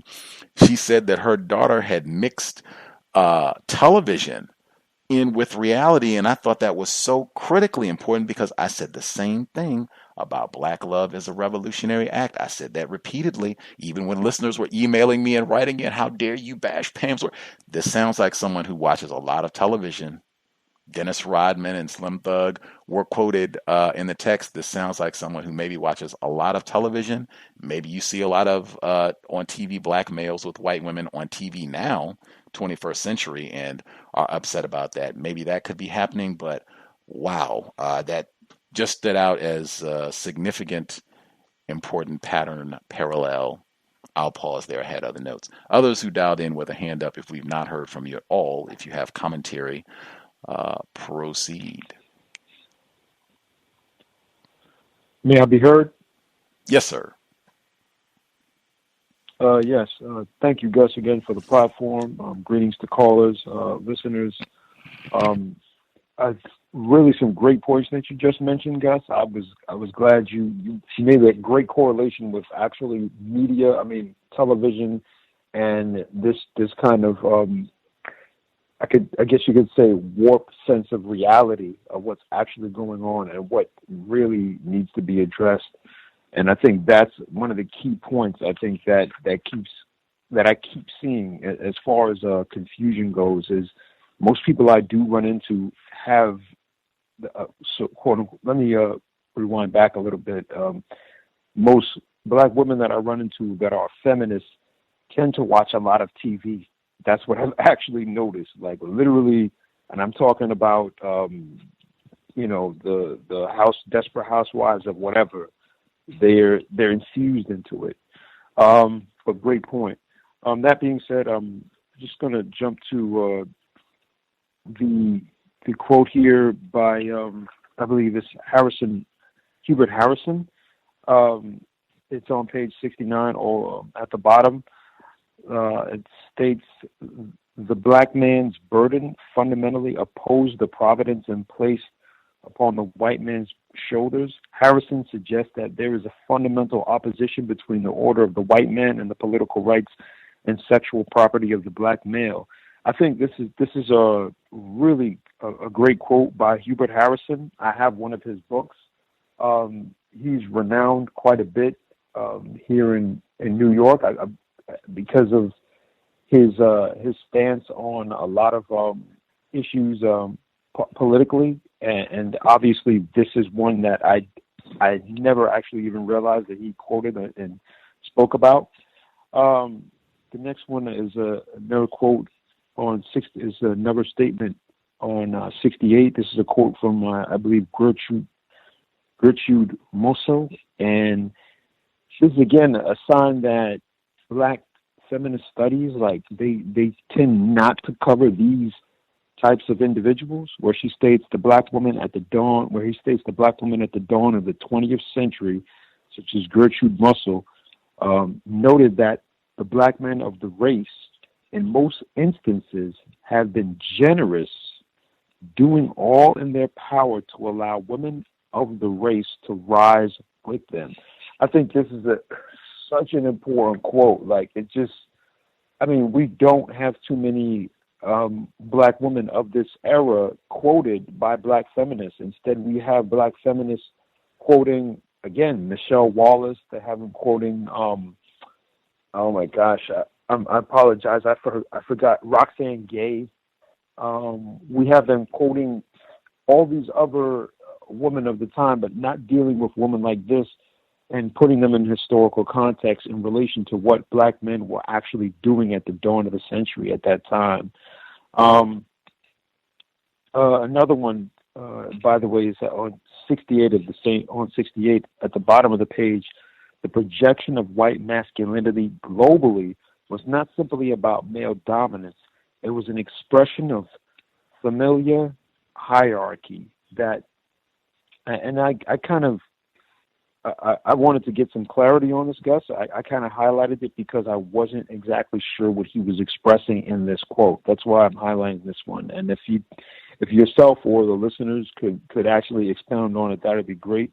But he says the projection of the white masculinity globally was not simply about male dominance. It was an expression of familiar hierarchy that democrated the boundaries of white race. Rudy Kipling's poem, The White Man's Burden, was an example of this racial claim. Kipling proclaimed that the white man's yearning for domination and imperial conquests, such as nations in Cuba and Puerto Rico and such forth. I won't go on, but I was just trying to get clarity on what he meant when he said it was an expression of familiar hierarchy. So I'm just going to highlight that. I have more, but I'll mute my line. We definitely want to hear other people expound on it if possible. Thank you. Peace. Much obliged. Much obliged. My thoughts on that sentence, and in context, again, like you said, he's talking about Rudyard Kipling's poem, The White Man's Burden. The projection of white masculinity globally was not simply about male dominance. It was an expression of the familial hierarchy that demarcated the boundaries of the white race. I think not just this sentence, but I think in this whole section, he is making a point to emphasize that white patriarchy is not solely about white male domination or even white male terrorism, that white women are integral to white supremacy and even what is thought of as white patriarchy. He makes the explicit point that they have to give birth to these white sons. They have to instruct them on how to, white sons and daughters, and teach them how to function, practice racism, white supremacy. And he made the point in the section in chapter 1. I emphasized it last week. He talked about how white women yielded peculiar authority within the slave plantation. I think that extends throughout, and that power within the household in terms of how the white racist household is going to function, and that just becomes an extension of the entire white racist empire. So I think that's what he means when he says that this project is not just about, it's the white man's burden, but it's not just about white male domination globally. This is about the entire white race, white men, white women, white children, their global domination, and how they're going to dominate non-white people, because that's what he goes into, the colonial project, the Philippines, Puerto Rico, whatever it happens to be, this week, this century. That's what I think it is. I could be in error. We could certainly ask Dr. Curry, put that on our note list to ask Dr. Curry. If other listeners, if you have a thought as to what may be meant in this sentence, the projection of white masculinity globally was not simply about male dominance. It was an expression of the familiar hierarchy that demarcated the boundaries of the white race. If you have thoughts on that or your other thoughts, if we have other people we've not heard from at all, proceed.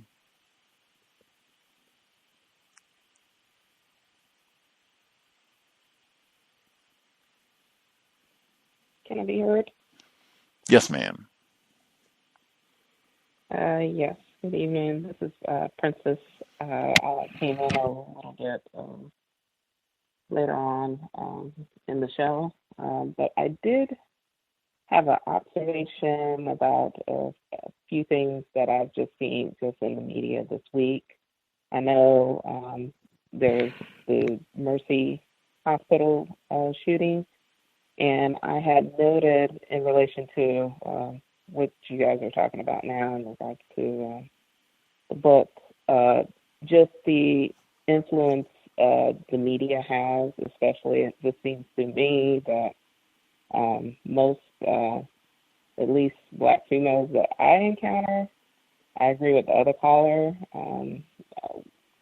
A lot of them do rely more so on social media or just TV shows in general. That just creates a warped perception of, relationship issues as far as between Black males and females. But I had noted initially when the story had broke, I went to a couple of news feeds up until they had released the picture of the individual.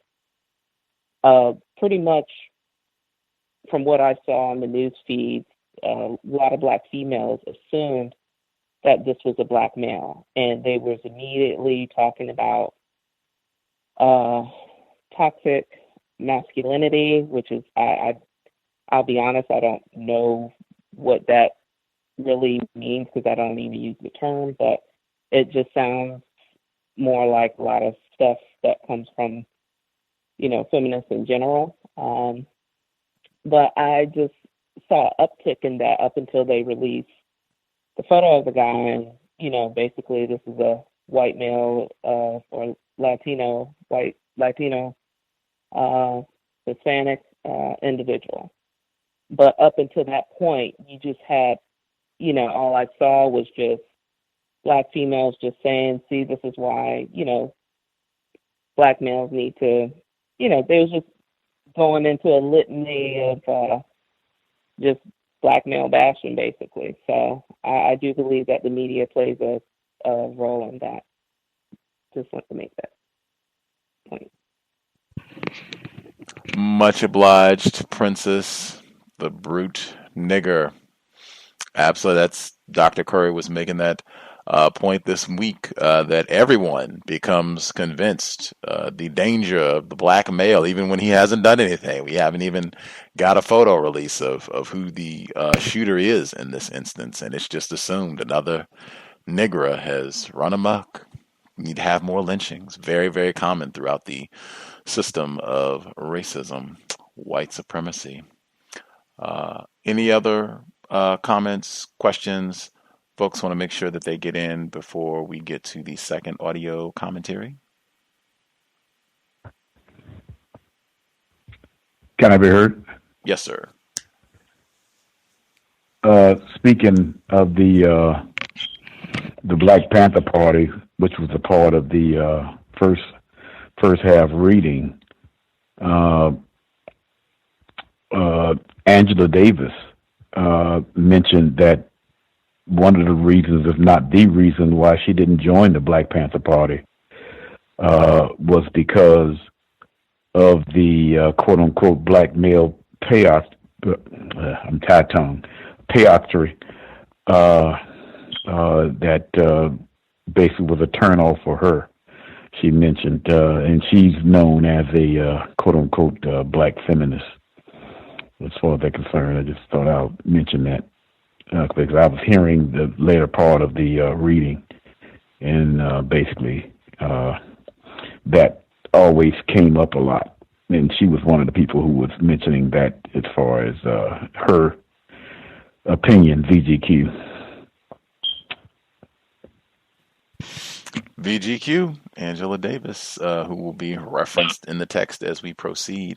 I did also want to say too to the caller who pointed out how important he thought it was that Dr. Curry included black female scholars who are talking about and saying, hey, black males are doing a great job. They're including black females and trying to practice justice. They're not trying to be patriarchs. They're not practicing toxic male misogyny or toxic black masculinity. That's not what's happening.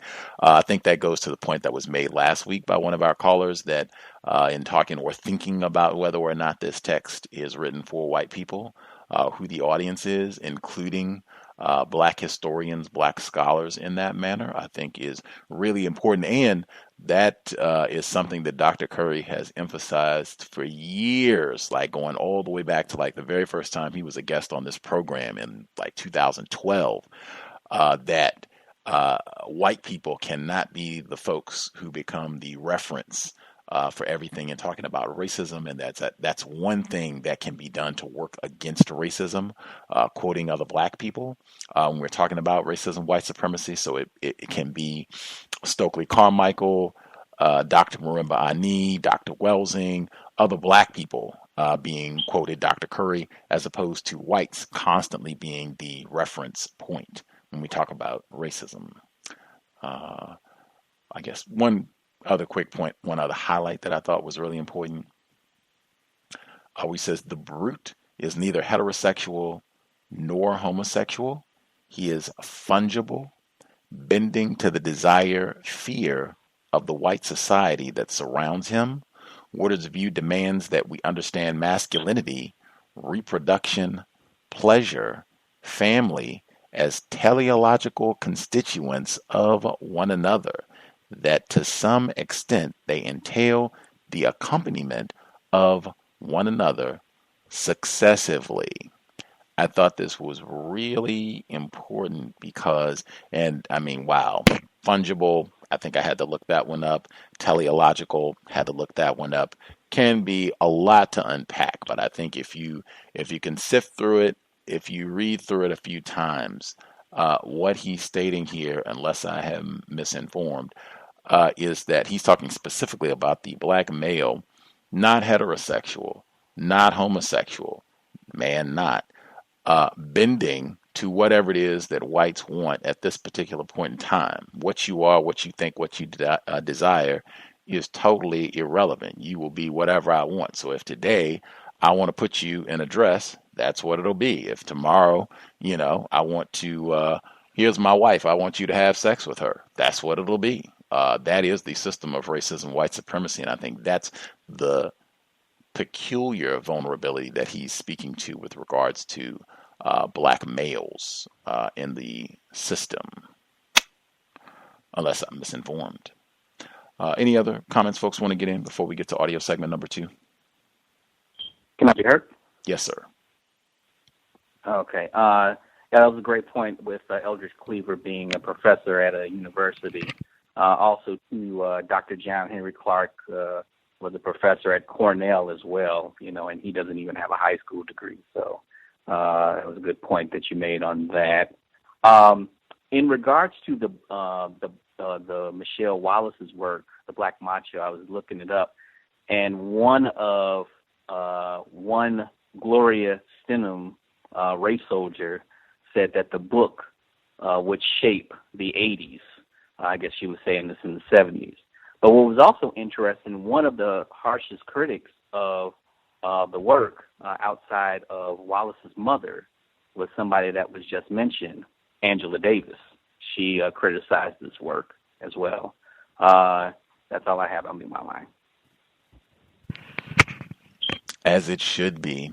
Just that right there, I think, is something that's significant for a book where the author has recanted and said that they wouldn't stick by anything. And that even, it stands out as substantial as well. To have somebody, we're talking about racism, white supremacy, white terrorism worldwide as an empire. That's what we're talking about, to say that, my opinions change on these subject matter, week to week, day to day.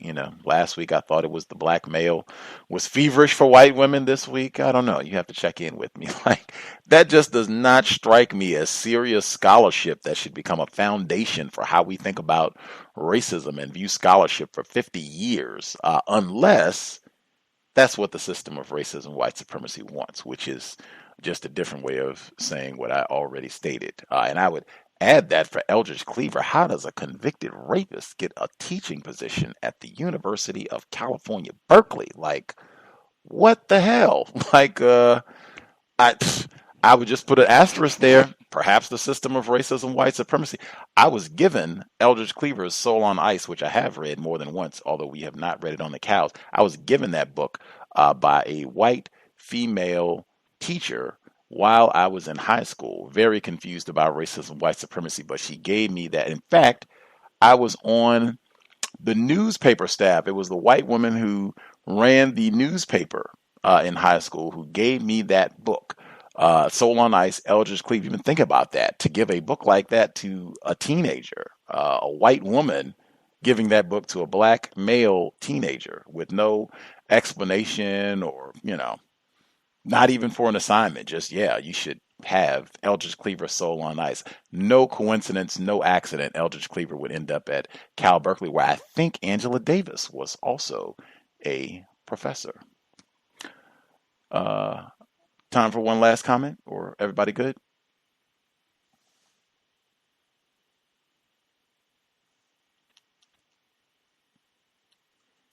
I'll assume folks are good. With that, we will get to the second audio segment. We are picking up the Book of Lives and Cleaver's Homoerotics. That's the section where we're picking up at. More detail about Eldridge Cleaver and some of his unpublished works. Context of White Supremacy audio segment number 2. The Book of Lives and Cleaver's Homoerotics. Cleaver's unpublished manuscript is undated but reads as if it is a survey of his time in jail during the late 1950s. Cleaver's work is heavily autobiographical, placing him and his thoughts in direct contact with the personalities he creates to represent various aspects of black male character during his time. Cleaver begins the book by describing his encounter with a character he comes to call Little Jesus. He says, "I first met Little Jesus in the Los Angeles County Jail in which I was kept while going to trial in 1957. This would suggest Cleaver is writing or reflecting on the problems in the text during his incarceration for rape. Cleaver describes Little Jesus somewhat strangely. He says he was charged with assaulting a white woman with a knife and snatching her purse, while nonetheless contending that Little Jesus had the air of a black bourgeois thrown in jail for the first time in his life.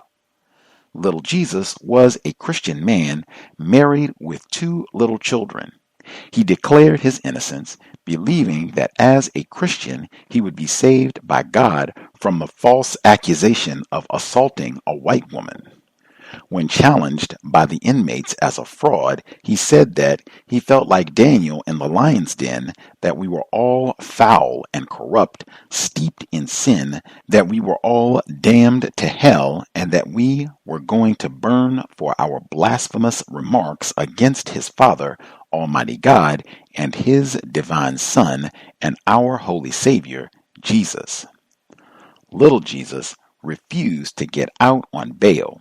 He was convinced that the trial would clear him from any wrongdoing, that after seeing his family and hearing testimony from his minister that he was a good black man, the jury would see that he was incapable of assaulting a white woman. According to Cleaver, such presentations mattered little to the outcome. The white woman said that she had been walking down the street one afternoon, minding her own business, and up popped this nigger.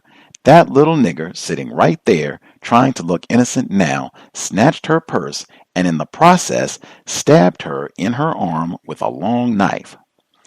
Little Jesus produced witnesses who swore on the Bible that he had been attending class at the church at the very time that this woman's purse was snatched. Cleaver writes and then adds, then he painted for the jury a picture of his life rooted like a tree in the Baptist church. Cleaver points out somewhat flippantly that little Jesus presented a model nigger that would make Booker T. Washington leap with joy in his grave if he could see it. A technically skilled, literate, voting Christian nigger with a family. Regardless, the majority of the jury voted not to convict him. His bail was reduced and little Jesus was let out. A year later, the district attorney took him to trial again with the same evidence but a different jury and convicted him. Prison is a field of study for Cleaver in the unpublished manuscript, and little Jesus is simply the first character of many who are inevitably trapped by the demands and laws of a racist society to protect white women at the expense of black men, their lives, and those of their families. What Cleaver rightly points out throughout the text is that the character of individual black males is ultimately irrelevant to the overall machine that produces and fills the prison. This representation of little Jesus, however, is simultaneously the fatalism of the world for a black man and the path toward salvation Cleaver finds through his own journey and struggles with the world. As he did in his later reflections in Soul on Ice, Cleaver attempts to situate blackness on the sexual foundations of white supremacy, or more accurately, the needs of white supremacy to sexually exploit the black male body as nothing more than flesh. The black man is defined by his corporeality. He is only the body, a confinement that denies reflectivity and his capacity of mind. Cleaver has visited this theme more popularly in the chapter Allegory of the Black Eunuch in Soul on Ice, asking readers whether they had ever wondered why the white man genuinely applauds a black man who achieves excellence with his body in the fields of sports, while he hates to see a black man achieve excellence with his brain. The mechanics of the myth demand that the brain and the body, like East and West, must never meet. Cleaver maintains that the black male body is reduced to flesh within a racist society. Thus, the black male becomes ontologically confined by the sexual order of society imagined by the white male. He is unable to simply act contrary to the ends assigned to him within this corporeal economy. It is through this condition, thriving on the physicality of the black male, that the white supremacist order makes the black male disposable and determined, subjugated by the external forces of America's oppressive institutions. He, as body, has no natural resistance to the commands placed on his flesh as a prisoner, and it is this personification, representation of the black male as dehumanized that Cleaver uses to demonstrate to the reader that the black male is a criminal not simply in the prison, but throughout his life in society. The realization that the black male is not free and has no need for faith is a central feature in Cleaver's rendering of little Jesus throughout the Book of Lives. Little Jesus' faith did not waver upon his return to prison. Cleaver says, when he walked up and down the big yard, Jesus was his shepherd, and he had the aspect about him that he was waiting for a dazzling light to burst forth in the sky and for strong angels with invincible wings to swoop down and carry him over the walls. Resolved in his Christianity, little Jesus accepted the job and rehabilitation program that the prison officials set before him and braced himself, standing firmly on his faith in God for the monotonous process of appeal to unfold. Little Jesus is a character not of optimism, but of that faith in deliverance Cleaver sees as being inextricably tied to the suffering of black men in America. Despite all that is done, there is some resolve, an irrational and unfounded belief that systems, because of the force of God Himself, will respond to the moral character of the oppressed. It is initially this faith that attracted Cleaver to Little Jesus. One day, Richard, Little Jesus, received a letter from his wife. It said that she had come to the conclusion that I cannot share a life of marriage with a Christian, no kind of Christian, even if less severe than you. His faith seemed to be denied by his wife, who no longer wished to share his religion, and word came down that the appeals board had upheld his conviction. Little Jesus had little left to stand on. Cleaver says we stopped calling him Little Jesus because we no longer understood what that might mean to him. Slowly, Cleaver says, I watched Little Jesus become a convict. The world that he had been into had failed him, had split half in two. It lay now in ruins around his feet. He began to relate to the fact that he was in prison, like everybody else. This transformation in Little Jesus resonates with Cleaver's rejection of God in On Becoming in Soul on Ice. Our atheism was pragmatic, he declares to the reader.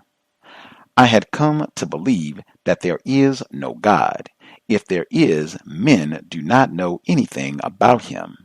Therefore, all religions were phony, which made all preachers and priests, in our eyes, fakers, including the ones scurrying around the prison who, curiously, could put in a good word for you with the almighty creator of the universe, but could not get anything down with the warden or parole board. They could usher you through the pearly gates after you were dead, but not through the prison gate while you were still alive and kicking. Cleaver himself was lost. He did not know how to interact with Little Jesus without faith mediating, providing hope to them both. Cleaver confesses, if he was indeed an innocent man, and if at the same time he was really such a Christian, then I had right on the tier with me, just a few cells down, a nigger who righteously fitted the description of Job with a chain of long suffering. This vulnerability and the strength of Richard's belief attracted Cleaver to him. It is in this writing of the text that the reader sees that Cleaver is expressing not only admiration of and bewilderment in the character of Richard, but also desire for him. When speaking to the physical appearance of Little Jesus, Cleaver describes him as a short man with smooth brown skin. Cleaver conveys to the reader that Little Jesus was attractive and had a nice little smooth ass that stood up and out just like the nice smooth brown ass of a nice smooth brown girl. Cleaver was not the only one who noticed Little Jesus' ass. According to Cleaver, everyone checked out Richard's ass, but it was not until one night when they were standing naked in the shower line that he himself realized his lust for Little Jesus. I was standing in a line next to the one Little Jesus was in and a few places behind him in the line so that I got a full view of his ass. I realized at that moment that I wanted to fuck Little Jesus right in his sweet little holy ass. It was all I could do to keep from getting an erection. Cleaver understood the danger of his lust for Little Jesus. His desire for Richard was dangerous in the prison. With all the wee and asshole games that go down in the shower line at San Quentin, it is not cool to be standing there with a hard-on. It would be certain to be misunderstood because everybody there would interpret it in their own way according to what they saw in you or what they want you to be. This is a powerful moment in the Book of Lives. Cleaver discloses to the reader both his homosexuality and his vulnerability in prison as a black male. He shows to the reader the fungibility of the black male self, its ability, or rather, its lack thereof, to resist the desire and powers of others to create in the black male what they wish him to be. This vulnerability is vacating. It gives Cleaver reason for his lust for little Jesus and shows it was not impulsive. Cleaver's lust for little Jesus entailed great risk. Cleaver worried that little Jesus would reject his advances. He feared little Jesus to some degree, saying little Jesus showed signs that if he ever turned away from God, he was perfectly capable of killing somebody. On the one hand, Cleaver confesses that he was hesitant to tell little Jesus because he could become violent. On the other hand, Cleaver was personally unsure of what exactly he felt for Richard. As he remarks following his initial desire to fuck little Jesus, I mean, did I specifically want to fuck little Jesus? Or was I just uptight, having had no pussy for a long time now, and just want to get down, to fuck, to come in something other than my own hand at night when I masturbated? Cleaver hated masturbating in prison. He felt contempt for the whole process and deeply remorseful for having done it. This contempt was totalizing and brought about a stark pain to the bottom of the roots of myself. We see here the problem of sexual desire that has developed for Cleaver both historically in his disavowal of homosexuality and in his denial of his lust for white women in Soul on Ice, his symbolic representation of the forbidden tribe of women. The prison made Cleaver into a convict. He experiences himself as the conduit of the sexual animus imposed on him as a rapist, the plaything of white society. As such, he is confused by his desire. After remaining suspended in amazement for a spell, Cleaver intimates, I wanted to fuck little Jesus. After relating to that fact, I started trying to figure out how to do it. Many readers will mistake Cleaver's lust for sex with another man as the provocation of the text. They will be overcome by it, while Cleaver's lust for little Jesus certainly does change the heteronormative hyper-masculine framing of Cleaver's life and our present interpretations of his work. A more central point is being made about the relationship of black male sexual repression, the fear and anxiety of it, and the manufacturing of the black male body as a purely sexual object product within the walls of the prison. The prison, to a large extent, negates the concepts of agency that have now become established as the origin of individual action. Cleaver is a prisoner.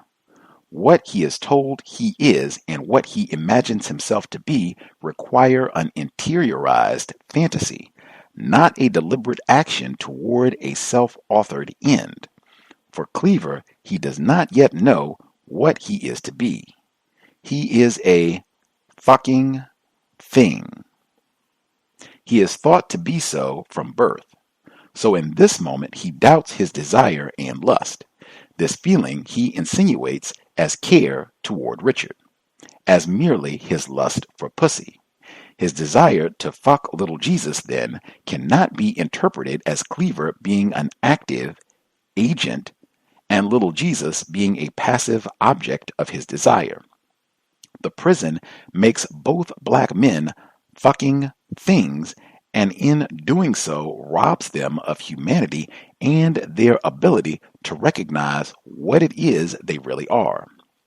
When Cleaver finally has the opportunity to have sex with little Jesus, he does so under the surveillance of the prison.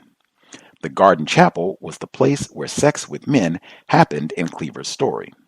The garden chapel was away from the physical cells of the prison, but was nonetheless maintained by the officials of the prison as a space for men to have sex with other men. Cleaver knows that the garden chapel, the place marked out for the homoerotic, was nurtured by the prison itself. The question of whether or not the garden chapel was bugged had been debated for years. If it was bugged, then it must have been very important to the prison officials. If they heard everything that was discussed in the garden chapel, if they had all that information, then I can understand how the walls of that prison have stood for so long. Cleaver uses the chapel to illustrate the use of the sacred to maintain the sentience of the state. Even the place of faith, the boundary between the will of the flesh and the piety of the soul, is ruled by the white sexual order of society. The chapel shows the reader that black male sexuality exists under the surveillance of the administrators. The prison and the making of the black male as convict. The prison is a coercive force constraining and reorganizing the very being of the black men within its walls. Contrary to the assertion of the hyper-masculinity of prison, black men lack the power to appeal to or access patriarchal masculinity in prison. In fact, it is their imprisonment that enables the anxiety that white society feels toward the black male body to be internalized as the psychology of the black male mind as the newly created convict. Eleanor Noveck's work on black masculinity under incarceration reiterates this powerlessness of black men within prison. Masculine norms in prison are deeply affected by confinement, loss of autonomy, surveillance, rigid institutional rules, and lack of resources. The prison subsumes the black male self only as penis and flesh. In Soul on Ice, Cleaver notes that the penis, virility, is of the body. It is not of the brain. In the deal which the white man forced upon the black man was given the body as his domain. Toward the end of the 1960s, Cleaver had already worked out the role white administrators in both society and prison determined for the black penis. It was the symbol of pure animalistic, brute sexual force, the criminal rapist beast. This is the transformation Cleaver notes in the Book of Lives. In a society founded upon the ethic of reward and punishment, pleasure and pain, profit and loss, the lives of those inside its prisons will be organized around pain and structured into the prison system will be forms intended to hurt. You are startled when you first feel this grasp, this constriction holding you like a vice, and the natural impulse is to flee. You turn and turn inside of yourself like a rat scratching inside a cage to get out until you realize that you are trapped and that though you are in pain, you cannot move. So you sit there stoned like the wall. You are becoming something else. This becoming, highlighted by Cleaver, has some very real parallels to the first chapter of Soul on Ice. In the original typewritten text of the Book of Lives, Cleaver writes, "You become something else," but then scratches out the type and changes it to, "You are becoming something else." This process of change, substantiated later as the chapter title, On Becoming, dialectically marks an indeterminacy in his thinking about his sexuality and his suspension of any sort of normative value he places on it in the late 1950s while in prison. He notes, "Everyone who feels the grasp of a prison is changed. I won't say for better or for worse. We were all changing and we knew it, and we were terrified at what we might become, most of all because we didn't really know what it would be. Here again, there is an editorial mark in the text. Initially it reads, "At what we were becoming," which suggests that there is a coercive determination, a fixity that they all knew was coming because of their time within the prison. Cleaver writes, "I could see around me what was happening to others, but that didn't tell me much about me. I saw that little Jesus was becoming more and more like a woman. He became more feminine in his gesture. There once was a rigidity in little Jesus, as though deep down inside himself, somewhere, perhaps in the last outpost of the soul, he was resisting becoming a bitch. If so, then now he had lost that struggle. No one would have been surprised if little Jesus started sprouting tits." Notice how Cleaver lacks a moral descriptor following his observation of the feminization and homosexual attraction of convicts as in Soul on Ice. Cleaver simply cannot say it is better or worse given the sexual repression of the society toward black men. He makes no comments in this text that speak of homosexuality as aberrational. Throughout the Book of Lives, he explains it as a dynamic both cultivated by the prison and in some sense desired by the prisoner. In this sense, Cleaver aims to observe rather than moralize the condition of the black male prisoner. Despite Cleaver's confession to loving another man, many scholars and gender theorists will insist that this has no effect on our present readings. To some, Cleaver's description of little Jesus will appear to be consistent with his homophobic criticisms of Baldwin in Soul on Ice. These scholars will no doubt maintain that Cleaver may have been a repressed homosexual, but he was still a homophobe. However, the careful scholar must attend to the meanings being corrected, scratched out, revised throughout the original text before simply insisting on the correctness of our present perspective. Cleaver actually says, "I could see around me what it looked like others were becoming to me."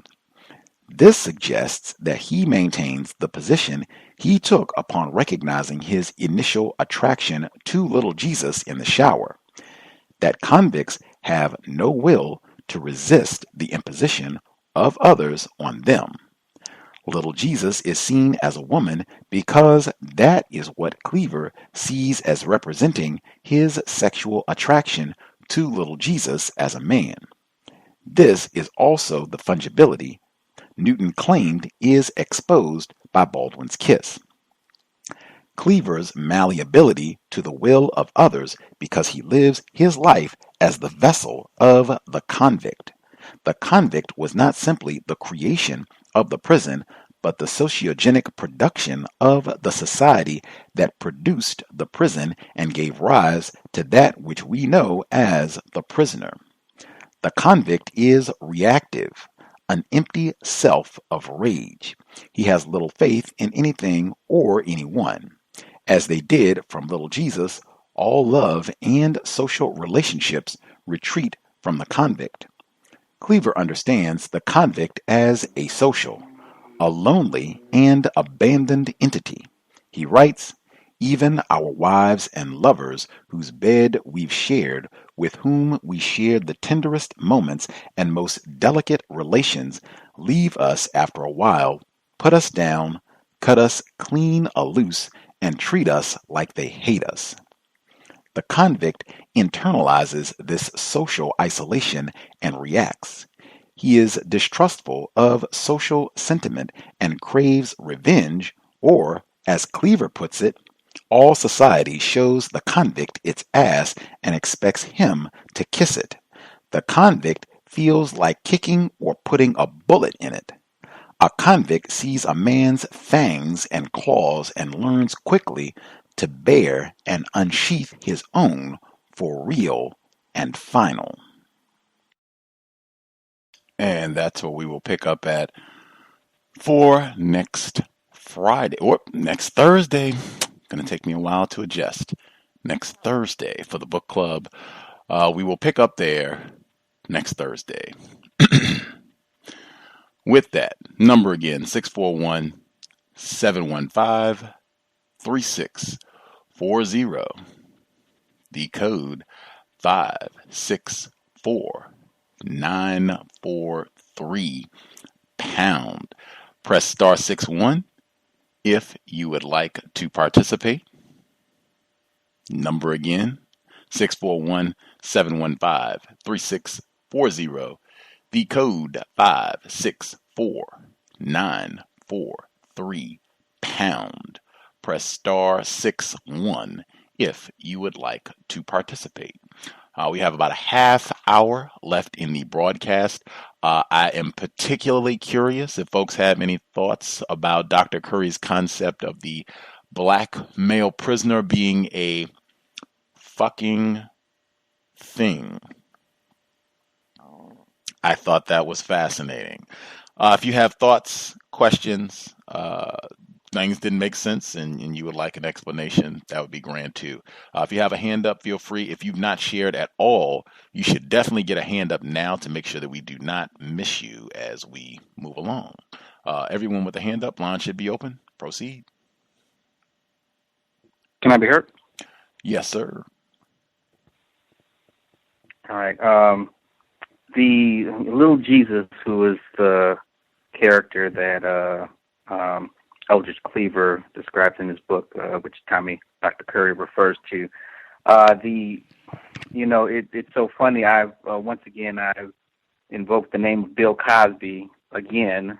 Little Jesus actually gets off the first time, but then the second time, the DA brings him to trial again, and they convict him with a different jury. So once again, Bill Cosby comes to mind in that particular instance.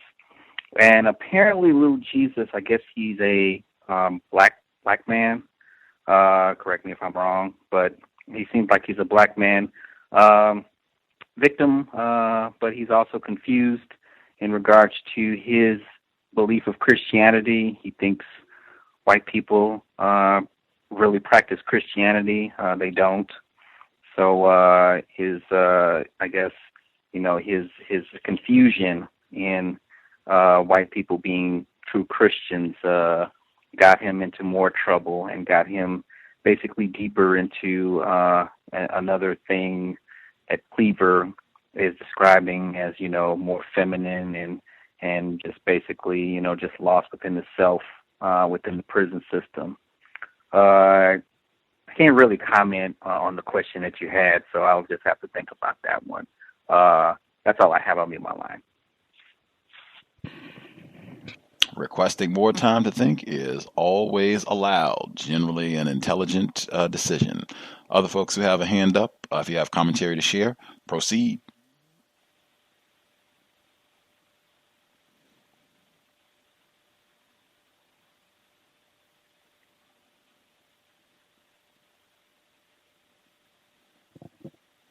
Nothing stood out from second audio segment. Other folks just listening in.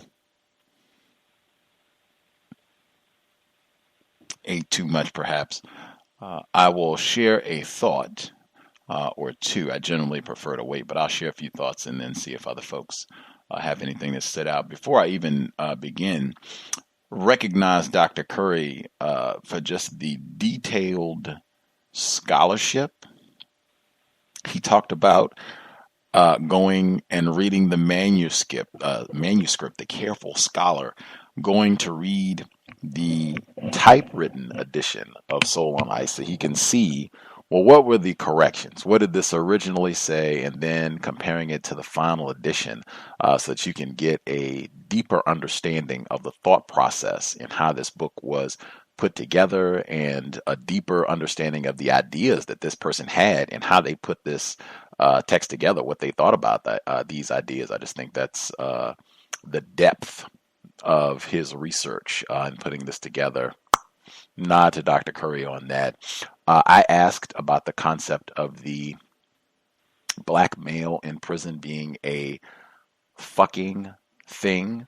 You can certainly relate that to Little Richard. I think it's hugely important. I know James Baldwin mentioned in the text, he has the concept of the black male being a walking phallus, but the fucking thing, that you are a walking phallus to be used by anyone for any purpose and or destroyed, that you can be used, destroyed, before, after, doesn't matter. I think it's the word that he's using in the text, it would be heteronormative, that the black male is a walking phallus and feverish for white women, not the black male is sexually exploited by white women, killed in the name of white women, and sexually terrorized and exploited by white men, and kind of reconceptualizing the way that we even think of prison in the text. Let's see. I think Mumia Abu Jamal has a report. I didn't get a chance to because I think I'd have to go back and kind of dig through the archives of his podcast, but I think he has a segment recently, like this year, where he's talking about inmates and them wanting to break black male inmates, not having conjugal visits for most of the folks who are in greater confinement, doing that deliberately as a part of the breaking process, and encouraging the homosexual activity and or raping the inmates themselves. We've had many reports about them putting hot sauce on inmates' genitals, all of that, and thinking all of this is not happenstance, and in fact that all of this is just a continuation of what always has been in the system of racism, white supremacy. I don't think most people have that type of understanding about prisons and the system of racism, white supremacy, and I don't think most people talk about, even the people that spend a lot of time talking about criminal justice and prison industrial complex, do not talk about this being primarily an institution of sexual exploitation of black males. Let's see. The chapel, that was definitely one I was curious about. The chapel in the prison, Eldridge Cleaver saying that they debated about whether or not the chapel was bugged because this was the designated. It almost sounded like, this was institutionally stamped as this is the spot that we will allow the niggers to sodomize one another, and them talking about whether or not it was bugged. I would think it would have to be whether or not you had whites who had designed it so that they could view what was happening, or whether they had recording devices, audio and video, so that they could watch and enjoy, which I would think would surely have to be the case, given my understanding of racism, white supremacy, the delectable Negro, if pornography, we had Dr. Carolyn West on the program, her talking about the billion-dollar industry of pornography. Why would they not be watching all of this that's going down? But I was curious if folks had any thoughts about the symbolism of the chapel being the location for these hookups in the prison. Let's see. Just make sure I give more detail on the fucking thing, because I do think that's so important. The prison, to a large extent, negates the concepts of agency that have now become established as the origin of individual action. Cleaver is a prisoner. What he is told he is and what he imagines himself to be require an interiorized fantasy, not a deliberate action toward a self-authored end. For Cleaver, he does not yet know what he is to be. He is a fucking thing. He is thought to be so from birth. So in this moment, he doubts his desire and lust, this feeling he insinuates as care towards Richard. And this is him after the scene where he's admitting his sexual desire for Little Richard, which again, that is all in the makings of the system of white supremacy, contempt for gender, degenderization. That's what Mr. Fuller calls it. Going over. I'll pause. Did anyone have any thoughts about the chapel being the hookup spot that Eldridge Cleaver talks about at San Quentin, where Charles Manson was later located. They even were talking about locking up Michael Jackson there if he had been convicted that was 2005. They were going to send him to San Quentin, if my memory is correct. Any thoughts on the chapel being the designated hookup spot? Eldridge Cleaver's thoughts on that and Little Jesus? Can I be heard? Can I be heard? Sorry, please. All right. Thank you, sir. Yes, my thoughts on it being that a quote-unquote chapel is supposed to representatively be a institution, a religious institution, and primarily with the mixture that Mr. Cleaver puts on it, on what activity is being done in that institution, the religion becomes sex, which is the second most powerful interaction between people.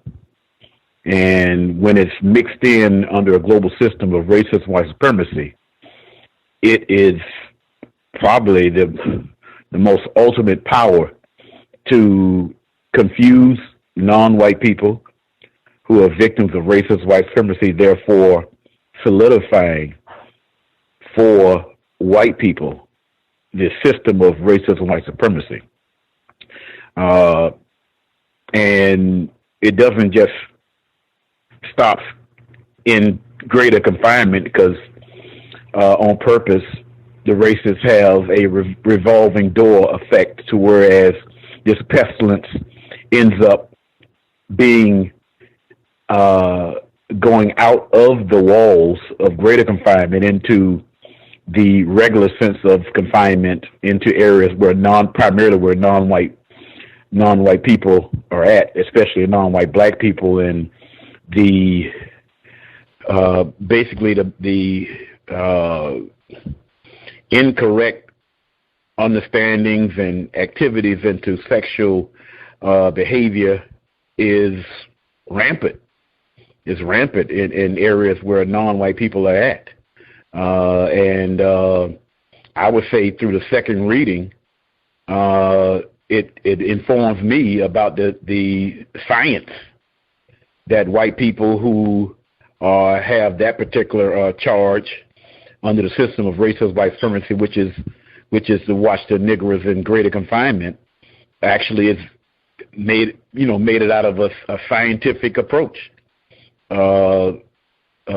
From the time that non-white people go in to the point that they leave out. Hopefully, I'm making sense based on what I've heard in the this second reading. As far as activities going on. At first when he first was talking about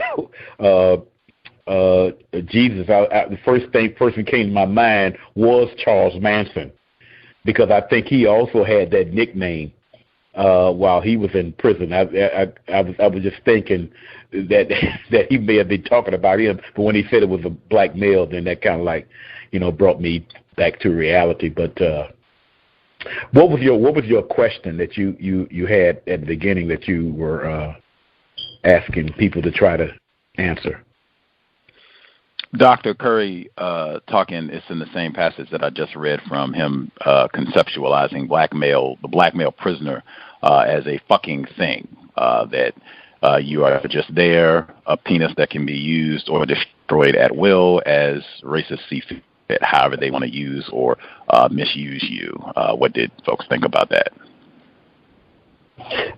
I'm not sure on where he would be going with it, but what it brings to my mind is kind of like basically what I've been saying, is that it just sounds a familiar reflection of what white people would do, being that they would have control of the institutions that are called greater confinement, with black males and a growing number of black females now. But being that the subject matter is about black males, I'll stay with that and to say that that's primarily one of the most oft-times functions that goes on in those institutions.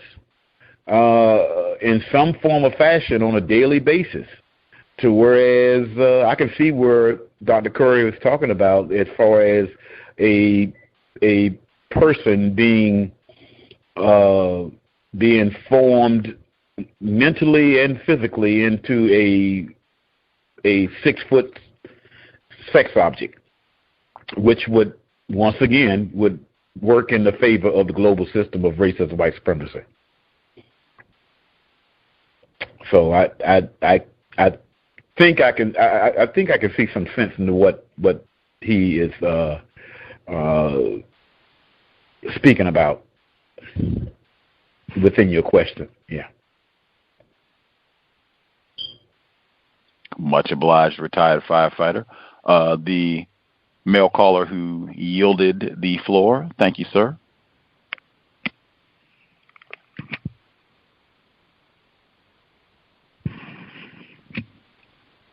Not hearing you.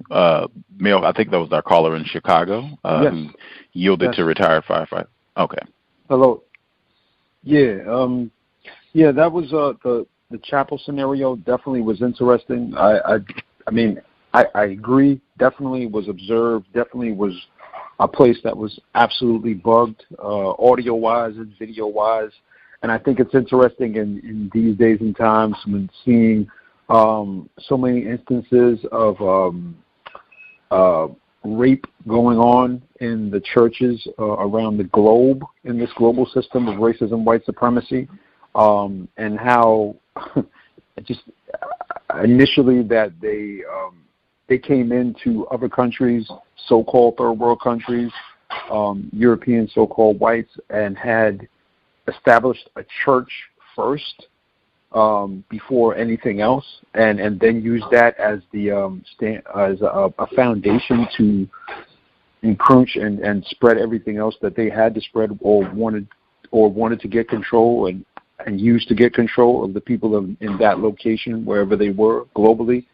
And it's interesting, even in prison, that this is a scenario where that place is the place where that action seems to take place. Also, the comment in regards to the fucking thing, I think on page 88, lower middle, in the middle paragraph, while Cleaver's lust for little Jesus certainly does change the heteronormative, hyper-masculine framing of Cleaver's life and our present interpretations of his works, a more central point is being made about the relationship of black male sexual repression, the fear and anxiety of it, and the manufacturing of the black male body as a purely sexual object product within the walls of prison. And I digress because, like, I just don't think it's, he says prison, but also outside of prison as well. I mean, Nellie Fuller was on he was on another show recently, and he basically stated, and he was speaking in regards to the black male that was shot, that was a security guard, that he was shot obviously not just due to the fact that he had a gun on him, but the fact that his skin color is a uniform. It is a prison uniform. And even outside of the so-called prison system, our skin color is a prison uniform, and people are fully aware of that and treat us as such, as purely sexual objects. That being said, jumping to page 82, and this I think is very important, and in regards to outside of prison walls, Cleaver writes and then adds, and this is 82, middle paragraph. Cleaver writes and then adds, then he painted for the jury a picture of his life rooted like a tree in the Baptist church. Cleaver points out somewhat flippantly that little Jesus presented a model nigger that would make Booker T. Washington leap with joy in his grave if he could see it. A technically skilled, literal, voting Christian nigger with a family, regardless of the majority of the jury voted not to convict him. Now, I think it's very important to note the fact that he's pointing out that little Jesus was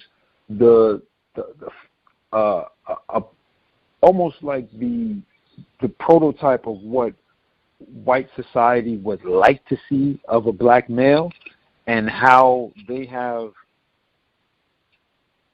that instance that, and I'm not saying this that it's always the case, but how in the instance when this prototype black male is in prison, what essentially he becomes effeminized. And as he stated, it is true that I believe it's true that when you're in there, you don't know what you will become. But I do believe that in the likingness of whites in society, liking the way you act outside of prison, that more than likely that is leading to some kind of subordination, some kind of docile activity that you present to them, or feeling you present to them as a little boy, a little subject, a little walking fucking thing. And I think henceforth, little Jesus, that's why he became what he became, because he was already in somewhat of a state. And I'm just hypothesizing, but that's what I have kind of noticed I work in corporate, and I noticed that the black males that do get roles and positions tend to be more feminized and docile than anything else. One last thing, I think this is where we left off, page 86, top paragraph. The question of whether I'm not going to run on to this too long. The question of whether or not the garden chapel was bugged had been debated for years. Hold on, Cleaver. Yes, here it goes. Cleaver used the chapel to illustrate the use of the sacred to maintain and the sentiments of the state. Even the place of faith, the boundary between the will of the flesh and the piety of the soul, is ruled by the white sexual order of society. I think that is a great line. I think it's a great observation. I really like the fact that he pointed that out, and I think that should be noted heavily in our society as far as the control that they have across all borders, even going into this so-called place, this holy place, where even they have the rule over your body and your soul. That being said, I will mute my line, and thank you for allowing me to share. Much obliged. Thank you for your commentary, sir. Princess, did you have comments that you wanted to share, ma'am? Hello? Yes, ma'am. Oh, no. I'll never mind. I was just listening. Right on. Also thought the paragraph where he says, and this goes right to the point the male caller just shared, greater confinement. Mr. Fuller says he doesn't say prison. He just says greater confinement. The entire planet, the entire known universe under the system of white supremacy is a gigantic prison. But the section where he says black male body, wait a minute. Black men lack power to appeal to or access patriarchal masculinity in prison. In fact, it is their imprisonment that enables the anxiety that white society feels toward the black male body to be internalized as the psychology of the black male mind as the newly created convict. Eleanor Novick's work on black masculinity under incarceration reiterates this powerlessness of black men within prison. Masculine norms in prison are deeply affected by confinement, loss of autonomy, surveillance, rigid institutional rules, and lack of resources. And I thought, I think for black males in general, not just Bill Cosby, black males in general, I think in the system of white supremacy experience some level of confinement, lack of autonomy, surveillance. We talk about that every workplace racism tomorrow. Rigid institutional rules and lack of resources. I think black males, regardless, and black females, wherever they happen to be, experience that. Again, it's beyond. And I think that also goes to him talking about these feelings of lacking autonomy and being recreated, not being a man, even your sexuality deteriorating under these conditions. That's why I think when Mr. Fuller says that happens to black males, not just in greater confinement, but beyond, where you can end up having a little Jesus situation for someone who's never been in prison. That is the system of racism, white supremacy. Really important point, I thought. Anything else folks wanted to make sure they get in? Can I bear? Yes, sir.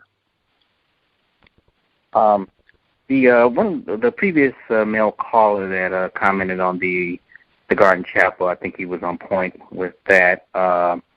In the system of white supremacy, they love to me, they love to desecrate sacred and religious spaces, especially spaces where we think, like I said, it's supposed to be safe. In particular, I thought about, the shootings in the churches that's been happening, and then the attempted shooting that happened about a month ago. And then, I'm thinking about going back to, even back to the 60s, where the bombing of the church where it killed the 4 black girls. So that's, it's an interesting scenario. Religion of white supremacy is what I sum it up as. As far as the fucking thing, I remember you had Dr. Nasayan, I think that was his name, and the topic came up about being fucked. And I think he kind of expressed it as, being violated. And that actually comes to mind when it comes to, the fucking thing. It's like, he's constantly being violated in prison, outside of prison. And that's what I think. It's more of a violent term to me when you take, fuck, it's like a violent term. So you're being violated. You're a violated thing. And Gus, I wanted to ask you. I know the book club went over Nelson Mandela's book, The Long Walk to Freedom, and I know he discussed his time in prison. And I know there was the pissing incident with the guards. Did Mandela disclose any kind of perverse sexual activity among the guards? And that's all I have. I'll mute my line. I interpreted the urinating on them because that came up repeatedly. I interpreted that as a sexual act, but I don't remember him talking about anything other than the urinating part I don't remember any other acts beyond the urination being sexual. I do remember him describing the inmates requesting photographs of his young daughters and family members so that they could masturbate. That was brought up this week as well. So maybe that's two. The deliberate isolation, you don't get conjugal visits, the deliberate denial of sexual desire to these black males. So I guess that would be two. Those are the only two that I recall from right now. Okay. Thanks. Mm-hmm. Other folks, was that someone? Yeah, this is Princess. Yes, ma'am. Oh. No, I was going to say in closing, I do have to make a bit of a confession. I just, I don't know, it's kind of hard, I guess, to hear some of this stuff because I'm a female, and I guess I've been conditioned in a way to, I guess, really not take into consideration to some degree of knowing really just how black males have been sexually terrorized and violated throughout history. And I really didn't think about it too much until a while back when my dad had personally talked to me about some stuff with him because he was trying to speak to all of us about things that have happened to us.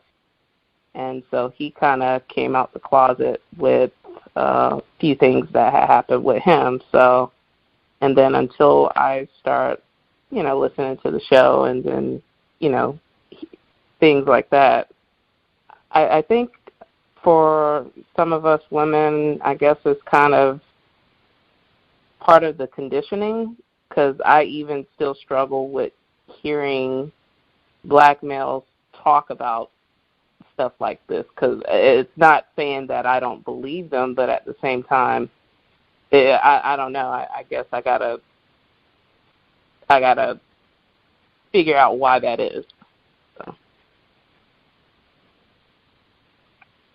Much obliged for sharing. Dr. Curry, he has an audio segment. I think it might be from the same lecture that I started today's broadcast with, but he has a segment where he says that when he writes about this, when he goes out and talks about the man and these concepts and how black males also are victims of sexual violence in the system, he says that it's personal for him, because when he goes out and gives these talks, not only does he have a lot of people who, as he says at the beginning of the book, boo him and tell him to shut up and, you're lying and we're not going to talk about black male issues, but he also says that he has a lot of black males who come and say, hey, that happened to me. I experienced this. He says he's got that from a lot of black males over the years, and so that had a big impact on how he goes about doing this work and even motivating him to want to continue to do this work. So I think that's important. And I think just adding, I think that we have been conditioned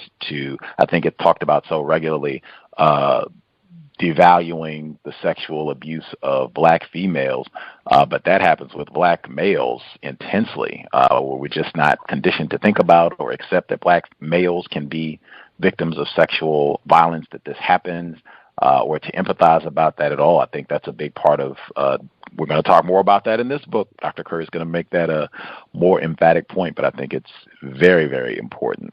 Something we talked about on the program with Dr. Curry, in fact, explicitly.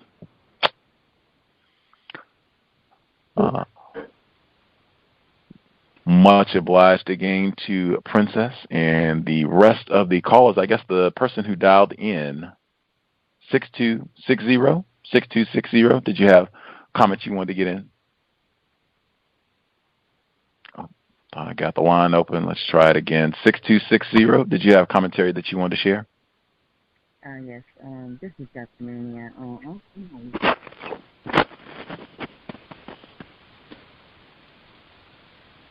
I just heard Draftomania. That's all I heard. This is Draftomania.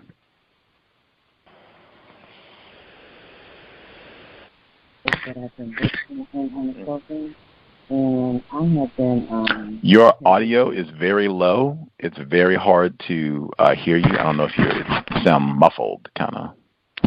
1 second.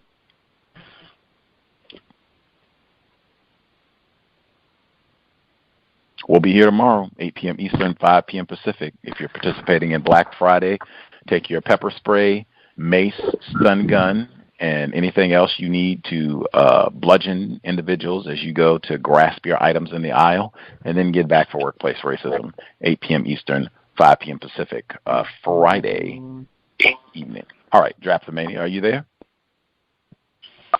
Hello? Yes, can hear you. Still doesn't sound crystal clear, but can hear you. Okay. What I wanted to say is that I haven't been reading the book, but I've been listening to the book, and I've been getting a lot out of it. And I wanted to say that I have also been conditioned to think in a certain way regarding men, black males or men in the penal system, and in regards to homosexuality. I had always been of the type of thinking that when males go to prison and they engage in homosexuality, that's just the way that they are. But just from listening to this program tonight, my stance on that has changed, because as you knowing that the environment can produce and cause conditions and behaviors in people in general. It can cause diseases and all types of things. Then why wouldn't it be that type of environment can also produce those types of behaviors in regards to like choosing to engage in homosexual acts? So that I'm just following the logic. So it just made me change my whole perspective on that topic. And yeah, that's all I have to share. Much obliged, Drapetomania. I did think that was a powerful section included from Eldridge Cleaver's manuscript about the transformation in greater confinement, and even the transformation in himself, not even knowing what was happening to himself. Very important, the system of white supremacy. With that, we will halt. We will resume next Thursday. We are still in Chapter 2, so there'll be more on Mr. Eldridge Cleaver's text. But enjoying the work. If we have questions, we can ask Dr. Curry as we proceed. We're not even halfway through the book. We'll be here tomorrow for Workplace Racism, 8 p.m. Eastern, 5 p.m. Pacific. Compensatory call-in on Saturday, 9 p.m. Eastern, 6 p.m. Pacific. And Global Sunday Talk on Racism Sunday, 3 p.m. Eastern, 12 noon Pacific. I hope you all will be safe. Don't eat too much. Exercise. Still in the system of racism, white supremacy. If you're able to have constructive contact with relatives, folks you care about, grand. But we are still under the system of racism, white supremacy. We should use our time wisely in accordance with that fact. With that, sobriety would be best. Don't think this is the time for eggnog and vodka or rum or whatever it is. They're going to have checkpoints out probably in locations where black people reside. Going to have audio clip about that on the compensatory call-in this weekend. Let's protect our brain computers so that we can solve the problem. Racist man, racist woman, racist child. In addition to being sober, let's make sure that we are buckled up every time we are in a vehicle, driver or passenger. Let's do all that we can to minimize contact with race soldiers, badge or no. That's it. Creator, we ask that you help us remain patient with other black people, victims of white supremacy. We ask that you help us remain patient with ourselves. Remind us to demonstrate the highest levels of black self-respect at all times, in all places, each and every time we are in contact with another black person. It has been time. Replace white supremacy with justice immediately. Cal signing out. Thanks all for tuning in. Nigga, you so brainwashed. I'm a victim, brother. Problem. You're a victim. I'm a victim of 400 years of conditioning. Shut up. The man has programmed my conditioning. Mm-hmm. Even my conditioning has been conditioned.